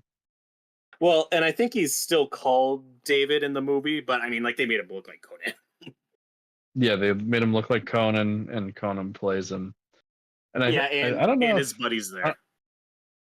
Yeah, I don't know if Letterman was still on at this time, but they probably could have gotten him. It probably would have been relevant. I don't know. Was he still alive? He's still alive now, so yeah. Oh, okay. I did not know this. Yeah, I think he's just retired. Okay. Oh, right. Yeah, of course. He's not that old. Yeah. He's Dave Endocrine. That's just a funny host name. Yeah, well, and that's another part that they watered down a little bit because I think they completely cut the woman, the psychologist lady. Yeah. Yeah, it's that's a change I'm indifferent to, but I would have kept it in. She makes the most terrifying face in that book. Yeah. I don't remember though. Does he cut anyone's neck in the book? I think that's just in this. Yeah, because in the comic he kisses her, and then she's laughing and dying because the Joker asks, and then the robots come in, and then everyone starts laughing and dying. I mean, this part with the so I think in the comic everyone just laughs to death, including his doctor. Yeah. I'll double check just to be sure. Yeah, no, because I don't remember him doing that in the book. But they definitely cut her, and again, it's like, well, we'll keep the gruesome stuff, but we don't want Joker like sexually assaulting someone. Like that's going too far, and like I don't know. Yeah, it's messed strange. up. Yeah, it's dark, but I think you could have kept that in. We have weird priorities with our censorship. We took out like the sexual thing, but we replaced it with a gruesome thing. Yeah, with someone getting their neck cut open with glass. And again, I don't think it's a ratings board MPAA issue. I think it's a what do we not want people complaining about out of context online issue. Noah is outraged about the lack of sex in this movie. I'm furious. I'm outraged. Is this the first time that we've had the Joker toxin? No. Okay. That goes back to his first appearance. Yeah, I'm pretty sure that's in his first appearance. I've read his first appearance. It's just been a long time. I've not read any Golden Age. That I'm both excited and dreading, just because that's going to be real hard for me to get into. Yeah, I think it depends on what you read. I think you'll be surprised. I think you'll get used to it. Yeah, so in the movie, the doctor he cuts his neck with a glass, right? Yeah. In the comic, I think it's equally horrifying because in the comic, one of the little robot kids flies in, grabs the doctor's head, and twists it all the way around. and snaps his neck. Oh, It's more horrific. I don't remember that. Is I think him that. smashing? Oh, go on. Well, I think that the movie version is still pretty effective. It's still Yeah. pretty creepy. Do you think that's a deliberate callback to Under the Red Hood, or is that just coincidence? Because there's the big scene in that movie when Joker smashes the glass and like cuts the guy's neck when he's talking to Black Mask. I've always felt like that was just a callback to that movie. I never put two and two together. Maybe. I mean, they're the same people making these movies. I don't think it's a stretch. Yeah, or You know, they could just be creatively bankrupt. I mean, this is just a few years after that too. Yeah. No, the scene's still very effective when just everyone dies and the mayhem begins. Yeah, the face that the Conan character makes is pretty scary too. Oh yeah. Maybe not as much as the one the woman makes in the book, but still. Yeah, and here we have Superman killing people. Yep. Do we add parachutes? Do we see some guys jumping out of the jets with parachutes? Do we have any G.I. Joe moments? Like I don't see any. anything. Yeah. Yeah. I don't think they hold back with that. I saw and all one guy across jump the out. world, millions of people screamed out in rage because Superman was killing people. I generally prefer Superman to not kill people. I don't feel as strongly about that rule as I do Batman. Yeah, I Well, don't I really think, care. I don't really care if Superman kills people. It just depends on the context. I prefer Superman not to kill people, but with this, I think number one, I look at this more as a Batman story than a Superman story, so I'm more like focused on the Batman stuff. And yeah, I'm just more of a Batman fan than I am a Superman fan. I still love Superman, but yeah, me too.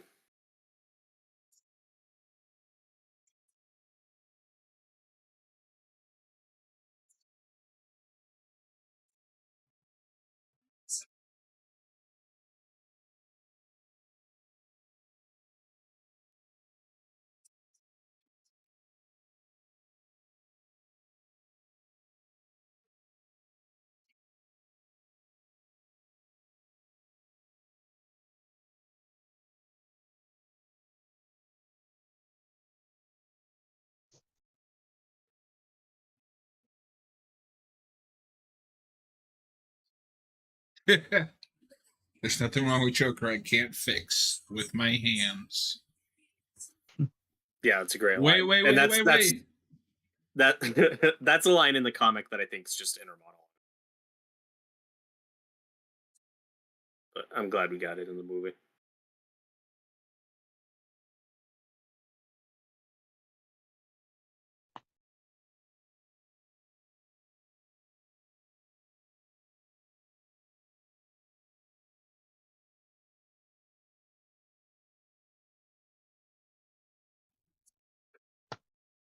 can't believe Joker really started a nuclear war just by doing this. A crazy son of a bitch. You actually did it.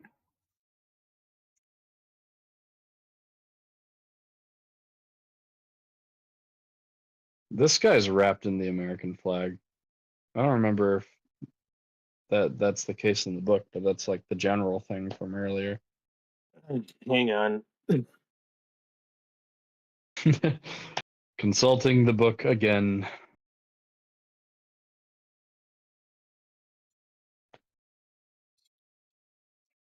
Here we have another one of Bruce's disguise moments. Yeah. Yeah, it happens a lot and more in this book than I remembered.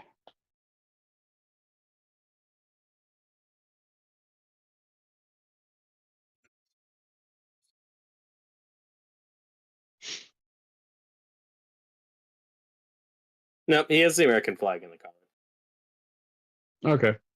Robert's our fact checker for the night. That's your job. I like that Batman and Robin have the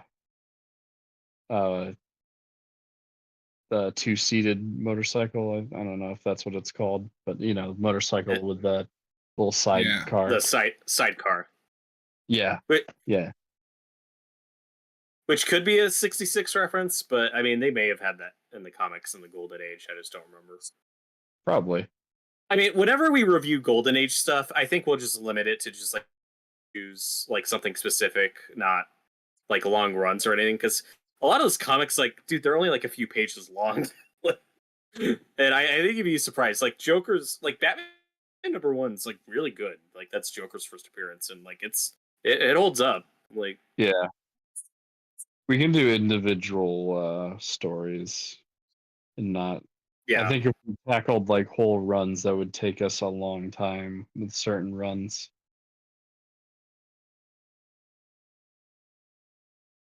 And the way we've been doing it so far, we've been doing like just like individual stories that are collected in one or more trades.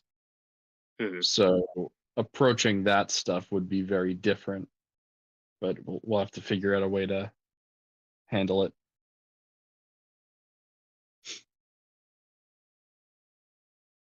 Yeah, for sure.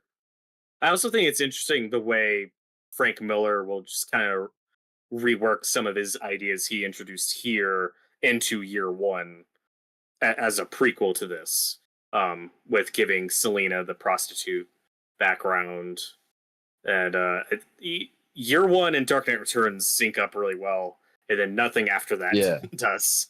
Nothing after that does. And the other big one is he makes Gordon's wife in this Sarah, and then when he writes Year One, Sarah is the woman he's cheating on his wife with. So like retroactively, like that's the woman Gordon ends up remarrying.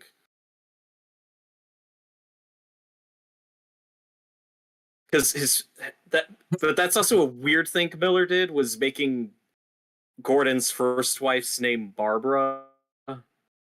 That's a weird choice. Is it that weird? I guess like there are some like girls like named after their mom. It's just like not as common as like the junior thing with like dads and sons. I just don't personally know anyone or have ever known anyone who's like a girl who has had the same name. Like, I know it happens. It's just like not as common for whatever reason. I've never met a real life person named Jim, but they still exist. That's not what I'm saying. You never met anyone named James?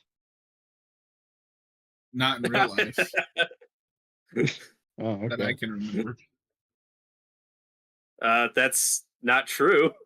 It's a very common name. We have a mutual friend. Did I not just say in real life? Like face to face in my personal life, not on the internet. Still yeah, I don't.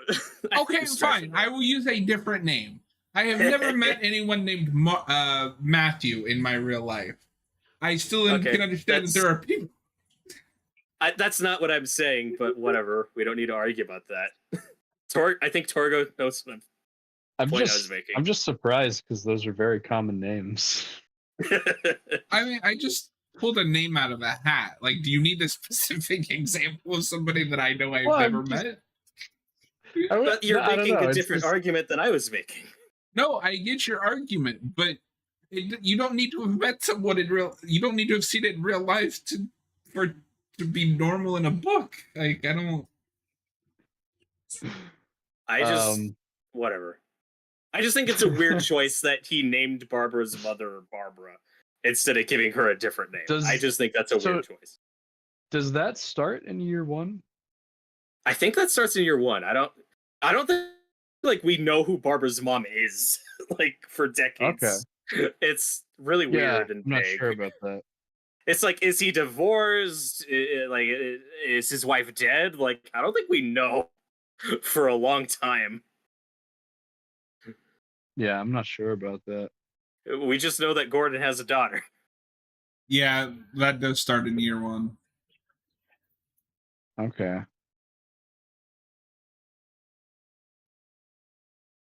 So this Joker fight is awesome, and like with as it goes and as violent as it goes, I think you need Joker killing those kids earlier,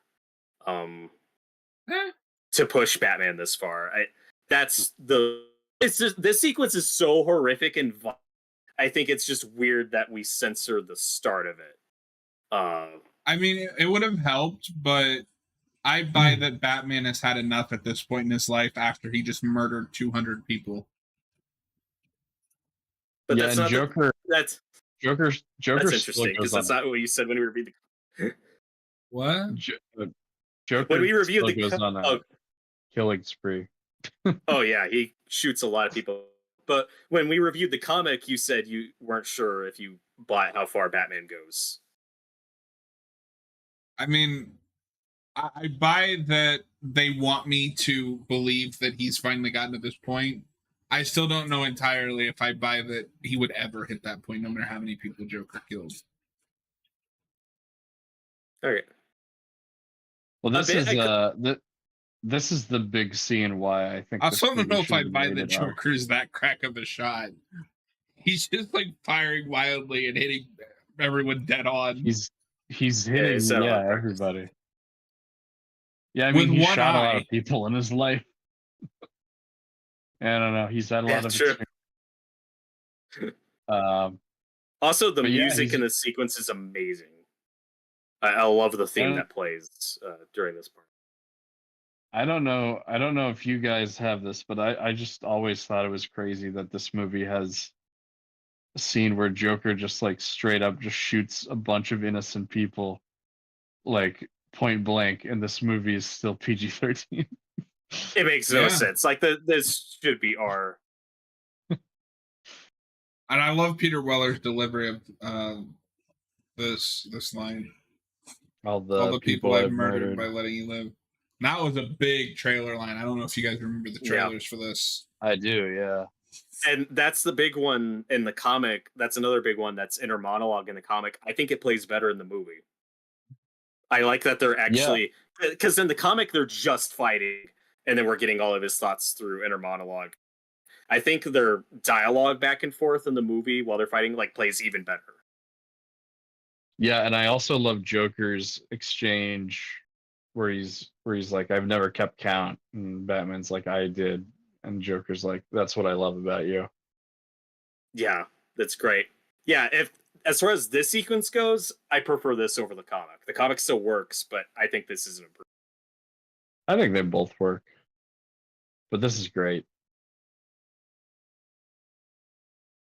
It's just like the lighting, the music. The music's a big part for me, and just their dialogue back and forth. I think the comic's totally fine, but here, I just love this sequence, how it plays in the movie. This is probably my favorite part of the movie, honestly. It might be mine as well. It's the darkest. It's part of the movie. Like it's the most. It's arguably the hardest part to watch, but it's also got some of the best stuff in it. That's the other thing, because I also love the Batman Superman fight, but this scene is probably better. They're both great.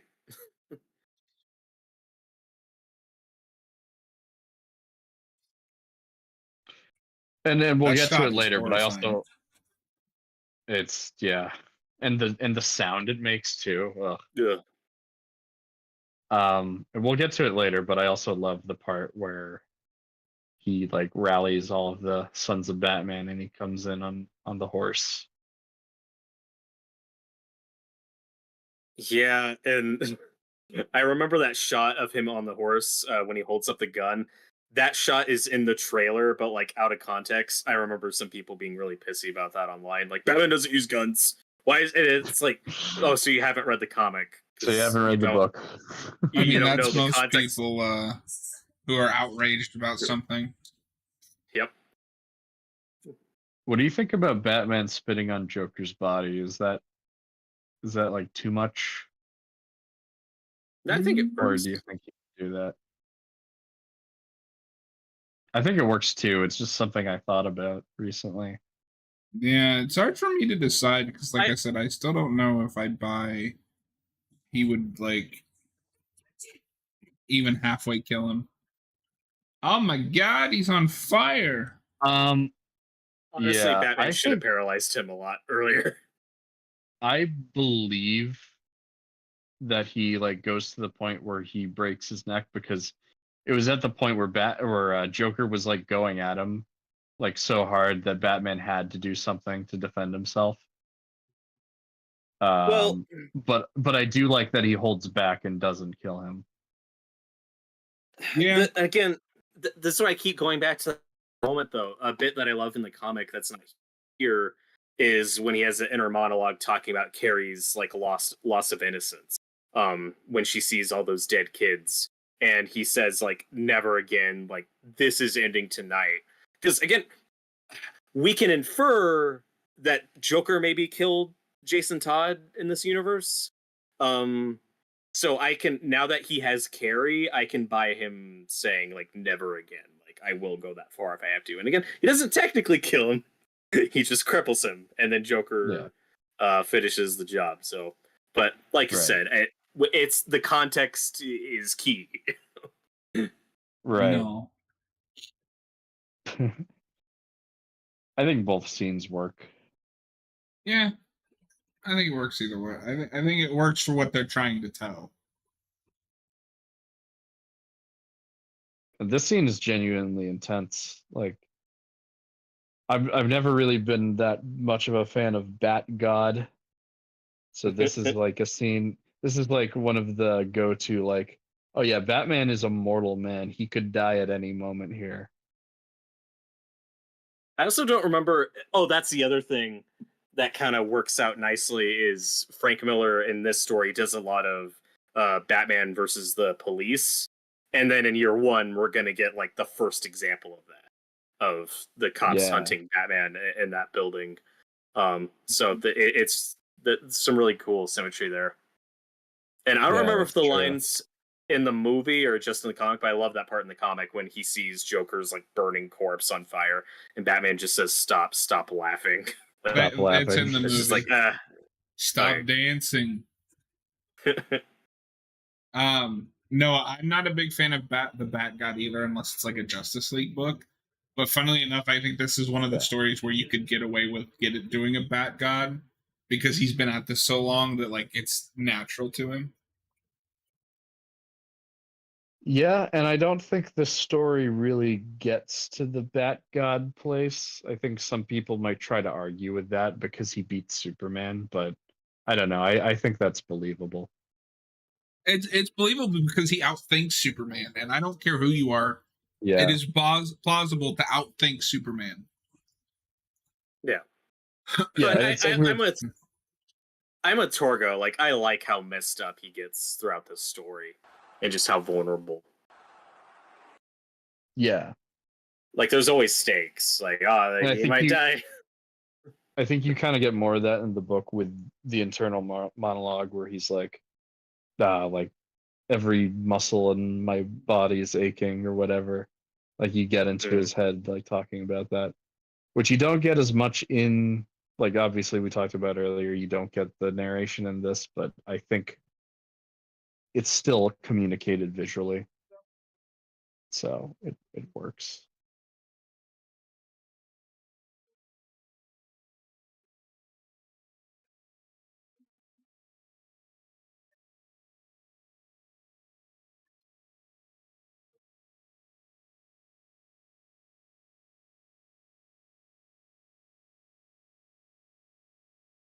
Well, and it's important to remember, like, this Batman isn't as old as we think he is. Like, he's only, like, he's old, but he's only supposed to be, like, 50. He's only 55, which okay, is, it's old, but it's not elderly. Right. So, you know, like he's Who past the his hell sends their prime. husband out for groceries at like 8 o'clock at night? Right? Uh, In Gotham City? Your husband was just like shot at like a month ago. He's a cop. He's a cop. He can handle himself. He's a retired cop. He Yeah, handed Noah. in his Yeah, but he's had experience being a cop. Oh, here we go with Reagan. Yeah.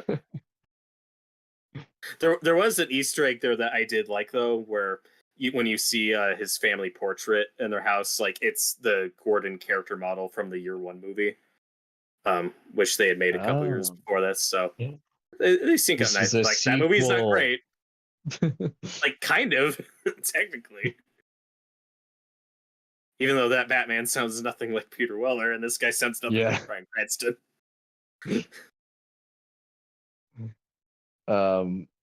So this is one of the cases where the sequel is better than the original. Right. Technically. If you want to think about it like that. Yeah, I guess we'll have to, or maybe we won't do a Year One commentary. Because that commentary would be like 30 minutes because that movie's really short. Well, that's why I said up top, like all we'd have to say is this is just like the comic, and Bryan Cranston's really great. That's the commentary. Like goodbye. Well, goodbye. We'll just review the comic. I mean, we'll have to do a commentary at some point. Yeah, like maybe down the road. I'll make you and Noah do it. But why? I think the comic review is going to be a much more interesting discussion. Right. Because fuck you. I don't even really hate that Year One movie. I think it's kind of mediocre. We're gonna make Noah do the Gotham reviews by himself. Yeah. No. We could do a commentary on the 10-minute Catwoman short on the Year One Blu-ray. Though I don't know how much left to say about that either. It's like 10 minutes. Oh no, Superman became a zombie. I actually really like how they animate this zombie Superman. I think he looks really cool. No, yeah, it looks cool. And God, you know, there's a lot of problems I have with BVS. We've talked about it. But one of the things people are really harping on was Superman's suit being nuke proof. And it's like, that's from the comic though. I've never heard anyone complain about that. Oh, I heard some people complain about that. That is the post Cinema Sins film criticism we all live for, folks. And that makes more sense in the movie because that's like a Kryptonian suit. Here, this is presumably just a suit his mom made for him. So, well, whatever. When people complain about that shit, I think back to this Grant Morrison line I read where they were like, people always wonder like who changes the Batmobile tires. I don't give a shit who changes the Batmobile tires. True. I mean, the answer is Alfred, but still, I agree with this point. Alfred is everything. The answer is Harold, the hunchback guy. That's also correct. Poor Harold. You maniac! You blew it.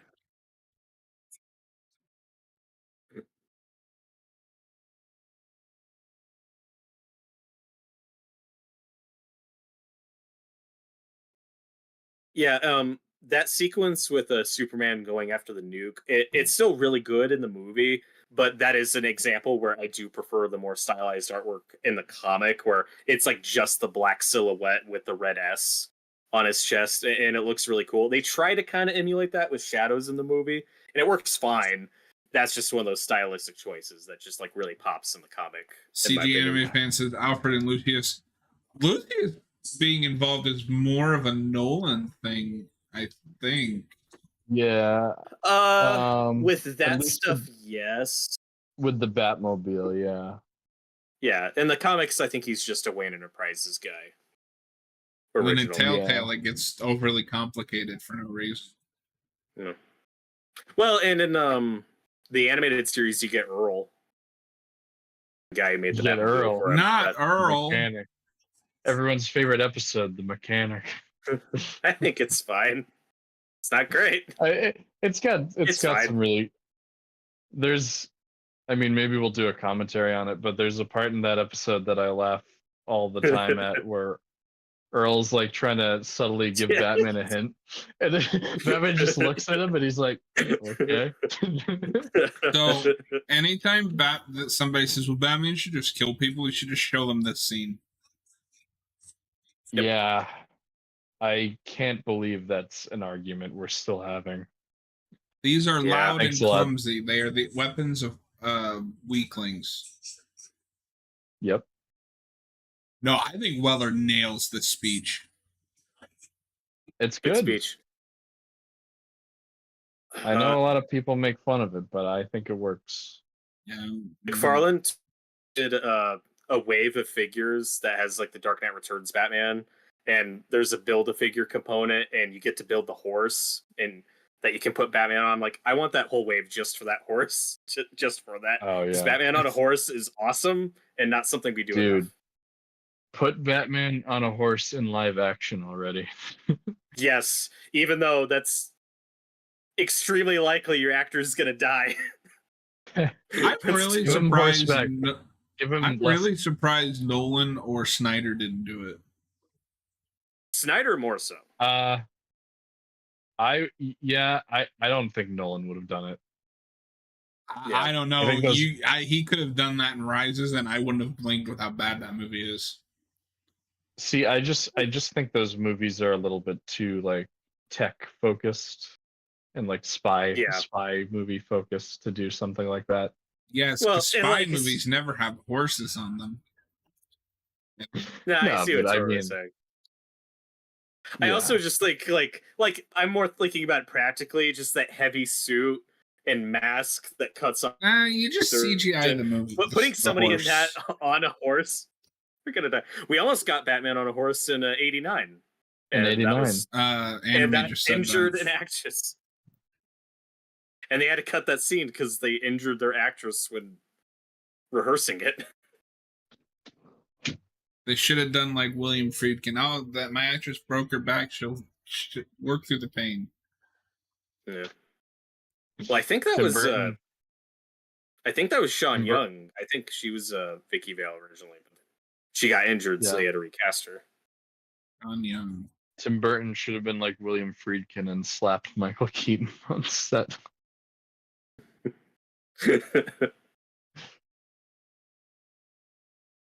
I like that Gotham has to like come to absolute chaos for the new commissioner to realize, oh, this is why we need Batman.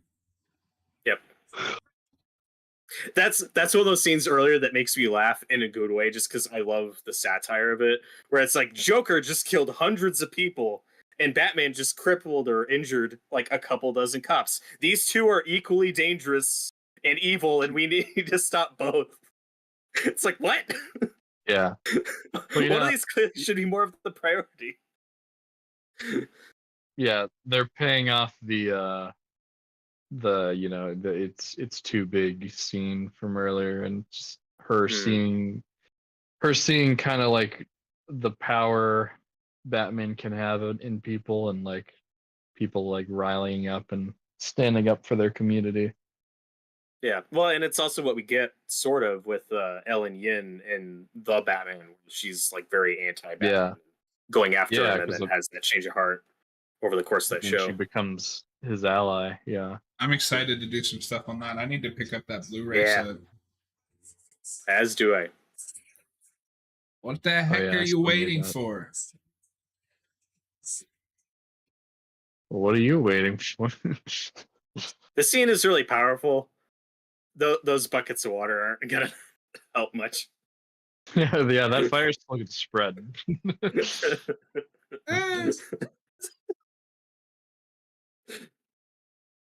I had that thought last time I watched this.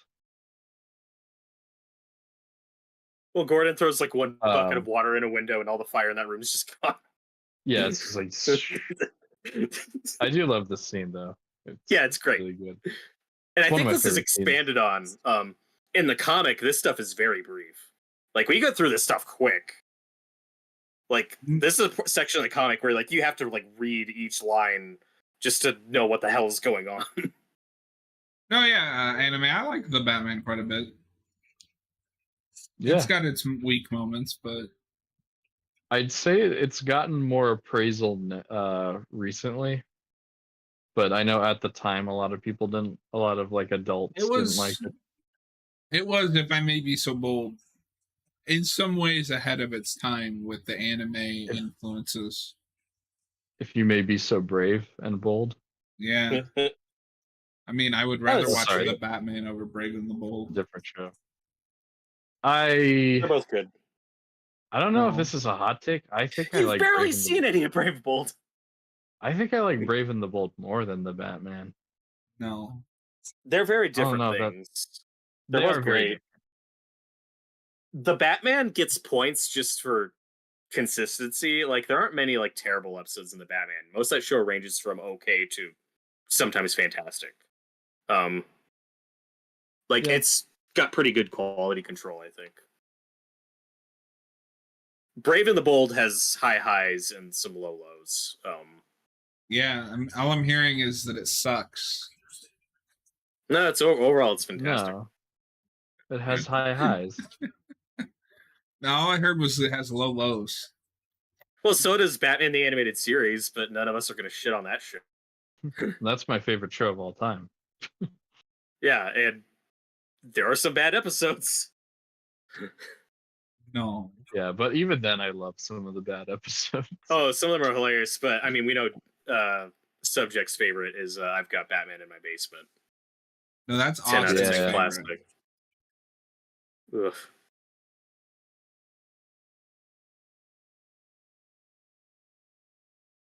Well. Oh, he said the thing. Take a shot every time Reagan says well.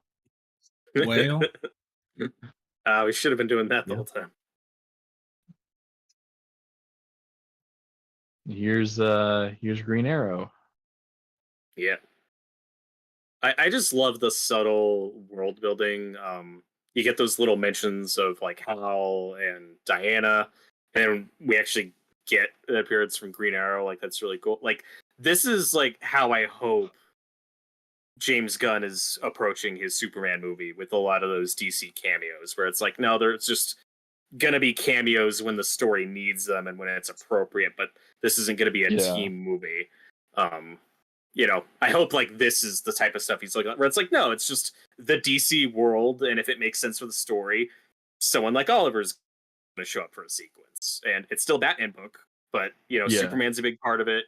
You get Oliver for part, and you get mentions, so like it's all organic and fits together really well, but it's still a Batman book. This is that reminds me, and this might be a little bit of a side tangent, so I'll keep it brief. But I know I've heard a lot of people complain about Superman Legacy, and saying like, oh, like there's so many other people in that movie. It's gonna distract from Superman. And I think most of those characters are gonna have very small roles, or at least be like cameos. That's what I hope. Just want to shit on that movie because everyone's decided James Gunn forgot how to make movies, even though he made the only good live action comic book movie last year. Yeah. Well, not everyone, but a vocal minority of people definitely want to shit on James Gunn. There's the '89 Batmobile. He lifted that up. Okay.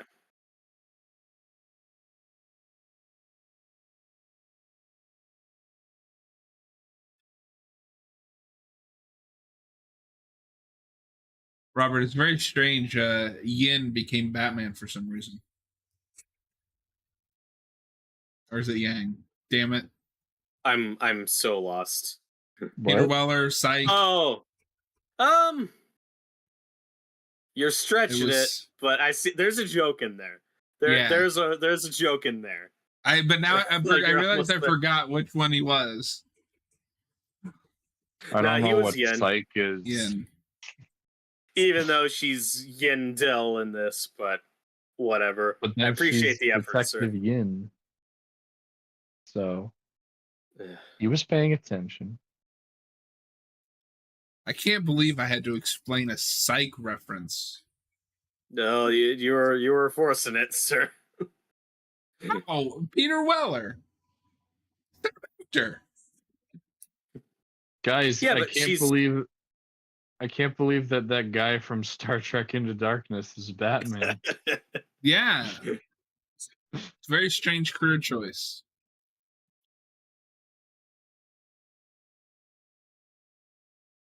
The other heroes, Superman, like it's just going to have cameos. The role should have been kept a secret. And nothing's a secret anymore. I think that stuff probably would have gotten leaked anyway. Because, so my thing has always been, if he kept it a secret, or if he didn't say anything, somebody would have reported on it, and it would be like what Fantastic Four is going through right now. Because I guarantee you, this lady Silver Surfer that everybody's freaking out about is not the main Silver Surfer, and it is at best a cameo for a future Silver Surfer movie. Maybe? Well, I don't think it'll be a cameo, but it could be just exclusive to that movie, and then we'll get the real Silver Surfer later. We'll see. I have no opinion on that. Well, I just mean, That's why they don't keep James Gunn is open and public about it, because somebody is going to scoop it, and then the entire internet's going to have a hissy fit. Well, and also he's building a universe, so we obviously all know the plan is for these actors to also appear in other things. They're just first appearing in Superman Legacy. I love this armored suit. Yeah, it's great. We just know that they're first appearing in Superman Legacy, but that doesn't mean they're going to have big roles. But they're still going to be in other projects, or that is the plan.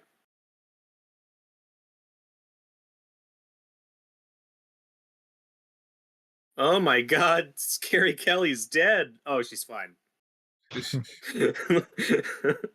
The way Superman threw that tank, I don't know if she's surviving that. Isn't it a point night? This is a point I keep forgetting to make, but I do like that she has a slingshot. I think that's a cool it's great weapon for. It really Robin separates her from the other Robins. Yeah, I think Dick Grayson had a slingshot or whatever back in the Golden Age, but they dropped that. I was going to say, at least in modern times, Dick usually uses staffs. Yeah, but that comes way later. I think that's more of a Tim Drake thing, and then we retroactively make that a Dick thing as well. I mean, that's why I said in more modern times, Dick typically uses a staff. Yeah. That's always funny, though. Hey, Alfred's going to go outside to die. He knows. It's funny, though. Go on. I was just going to make a point that it's funny in the Arkham games when you're playing as Robin, even though that's Tim Robin, you can play as Dick Grayson skins, and he still has a staff. But anyway. Yeah, I think it's fine. That's never bothered me. It's just kind of funny. So I do like the scene a lot, though, of Alfred just in the manor alone, just looking through the photo albums. Yeah, I like that scene. I love especially the impact here. Each punch that he throws to Superman, you can really feel it. Yeah. Mm. I don't even really dislike Alfred's actual death, but I know that a lot of people find it awkward, and I think it probably would have been less awkward if they had talked about how Alfred was getting older. I don't frail. Understand what's happening there. Did he die because he blew up the house? Is it he had a stroke? Yeah, he has a stroke or a heart attack or something. Right, but why right then? It's just weird. I mean, that's a pretty traumatic moment. Well, number one, he's super old, and in the when he's in the manor, you see him. Whoa! No, are you saying that old people should just die? When he's in the manor, you see him clutch his chest, so you know that something's about to happen. That poor guy's just trying to watch TV, and Batman's beating the shit out of Superman. Yeah. This is why you shouldn't live in Gotham. This fight goes too over the top. I don't care. I think it's I don't think it goes too over the top. I think it's fine. These are the two faces of the DC universe. This needs to be an all-out brawl. Yeah. Well, in the comic, in the comic, they're just in Crime Alley the whole time. It's a very short fight, but when you have those epic splash pages, it feels extra impactful, you know? Like, so in the comic, it works, but if you literally adapted that beat for beat in the movie, it'd be it would be like 10 seconds. It would be super quick.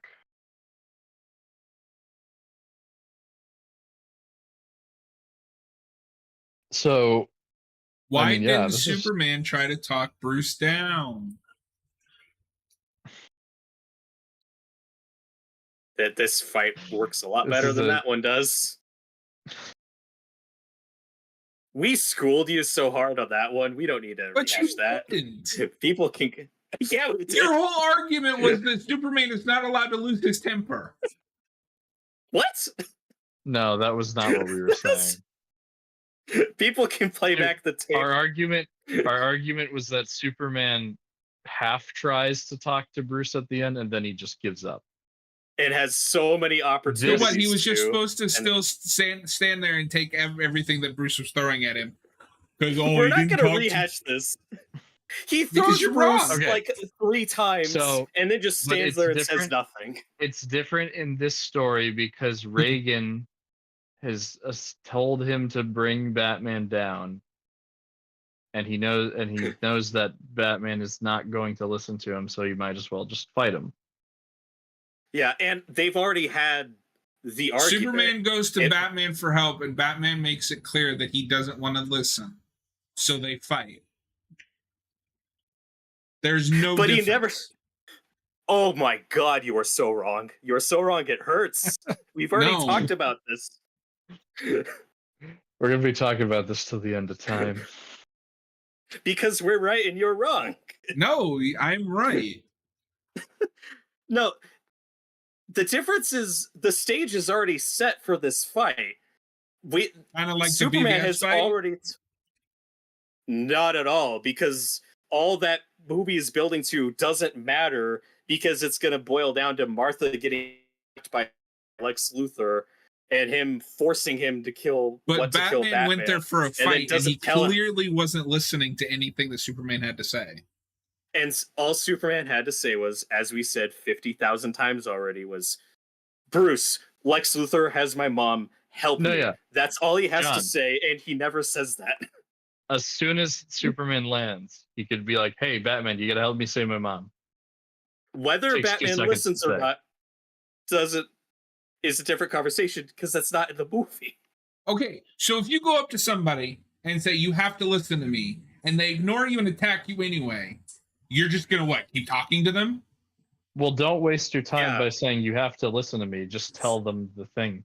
We're not even watching. We're not even watching BVS. John, like, we already went over this. Like, he throws Batman 2 or 3 times and then just stands there and walks slowly and says nothing for the rest of the fight. It's so bad. Because it ties back into that Clark Kent scene where the guy tells Superman the only way to make him listen is by force. And he doesn't he waits till he's dying to say Martha. How hard is it to say Bruce? His ass kicked for 95% of that fight. No. So this is a really cool act. This is a great a good rendition of this. Oh my God. If you want to see, for folks watching, if you want to hear more of our BVS fight debate and how we totally won that, go back and watch the BVS commentary. Go back and watch the BVS commentary and decide for yourselves. No, okay. But my God, that fight doesn't work. No, you can see how that they're wrong, because clearly they just wanted Superman to stand there and take all of the attacks from Batman and not do anything. So, as much as I like that fight in BVS, on like a turn your brain off level, on just an action level, I do think that this fight is better, even though it's an animation. This fight is undoubtedly better. Yeah. And it's in a better movie, and it has better like context to it.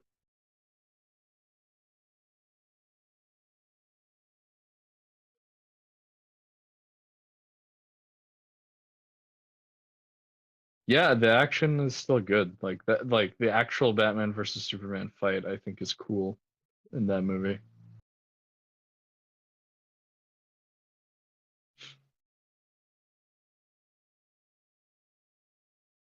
I do think Superman looks really silly with that like bruise on his mouth. Yeah, it's from the comic. It is, yeah. But it looks like he's got something in his mouth.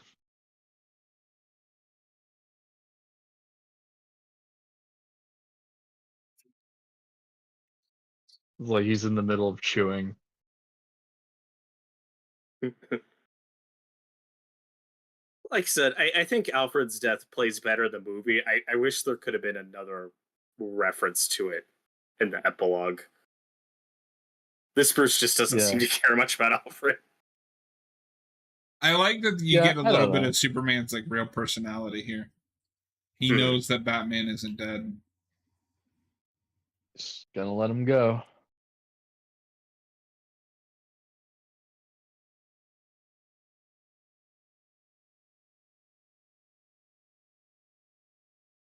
I also wish we could have had a Dick at the funeral or at Whoa, the cave you want with a the what at the Batman funeral? Dick Grayson. Richard whoa, Grayson. whoa. He will bring him back in Strikes Again, and boy, does that suck. Yeah, they should adapt that. Yeah, when are they gonna make that into a movie? But at what point, like, how far does it go though to fix it to the point where it just like loses what it originally was?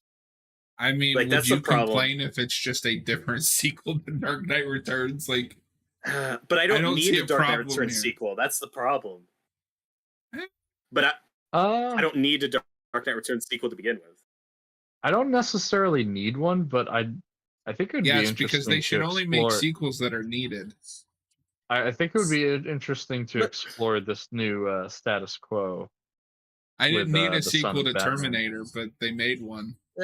But that's the start of a story. This is an ending. This is a decade. Well, but you could also argue that this is a start. He's restarting. Yeah, what we get later sucks. So I don't make a different sequel.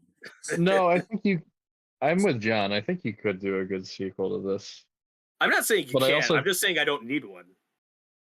I don't necessarily need one, and I think that this movie works. It kind of works as like an Elseworlds alternate ending to Batman's character, but at the same time, like there are ideas here I think you could expand upon. And technically, Terminator is not the start of the story because at the end of that movie, they finish it. No, yeah, that movie has an ending. That movie is not open-ended for a sequel. They just managed to make a sequel out of it. Yes and no. It's like the sequel could have been just like about the war. That's what the ending of Terminator is the future is approaching. Yeah, but you didn't need a sequel to Terminator. I just think they're completely different things. All right. Well, that is The Dark Knight Returns part 1 and 2, as well as once again proving Robert's wrong. About what? Everything. No, these movies are great. No, I had quite a lot of fun with this. I love them. Next week we will be doing Alien. Speaking of James Cameron, over on Haven of Horror.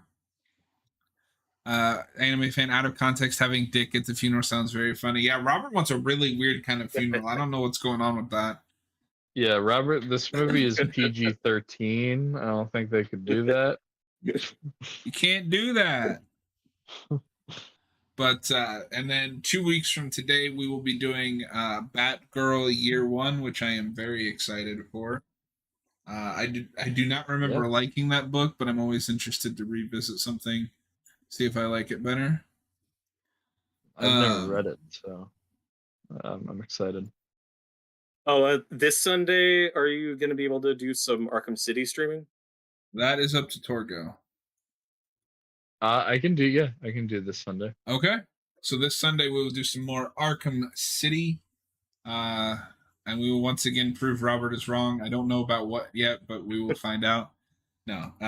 Robert, as always, we appreciate you. About. We appreciate having you.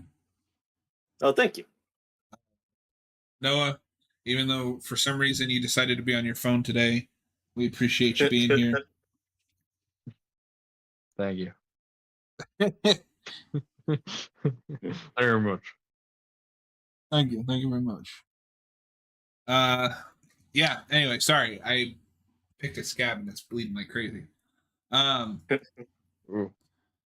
you guys for tuning in. We'll be back Sunday with Arkham Asylum. No, sorry, Arkham City. Then next Friday is Aliens. Then the Friday after that is Batgirl Year One. They're all starting to run together. Anyway, have a good night, everybody.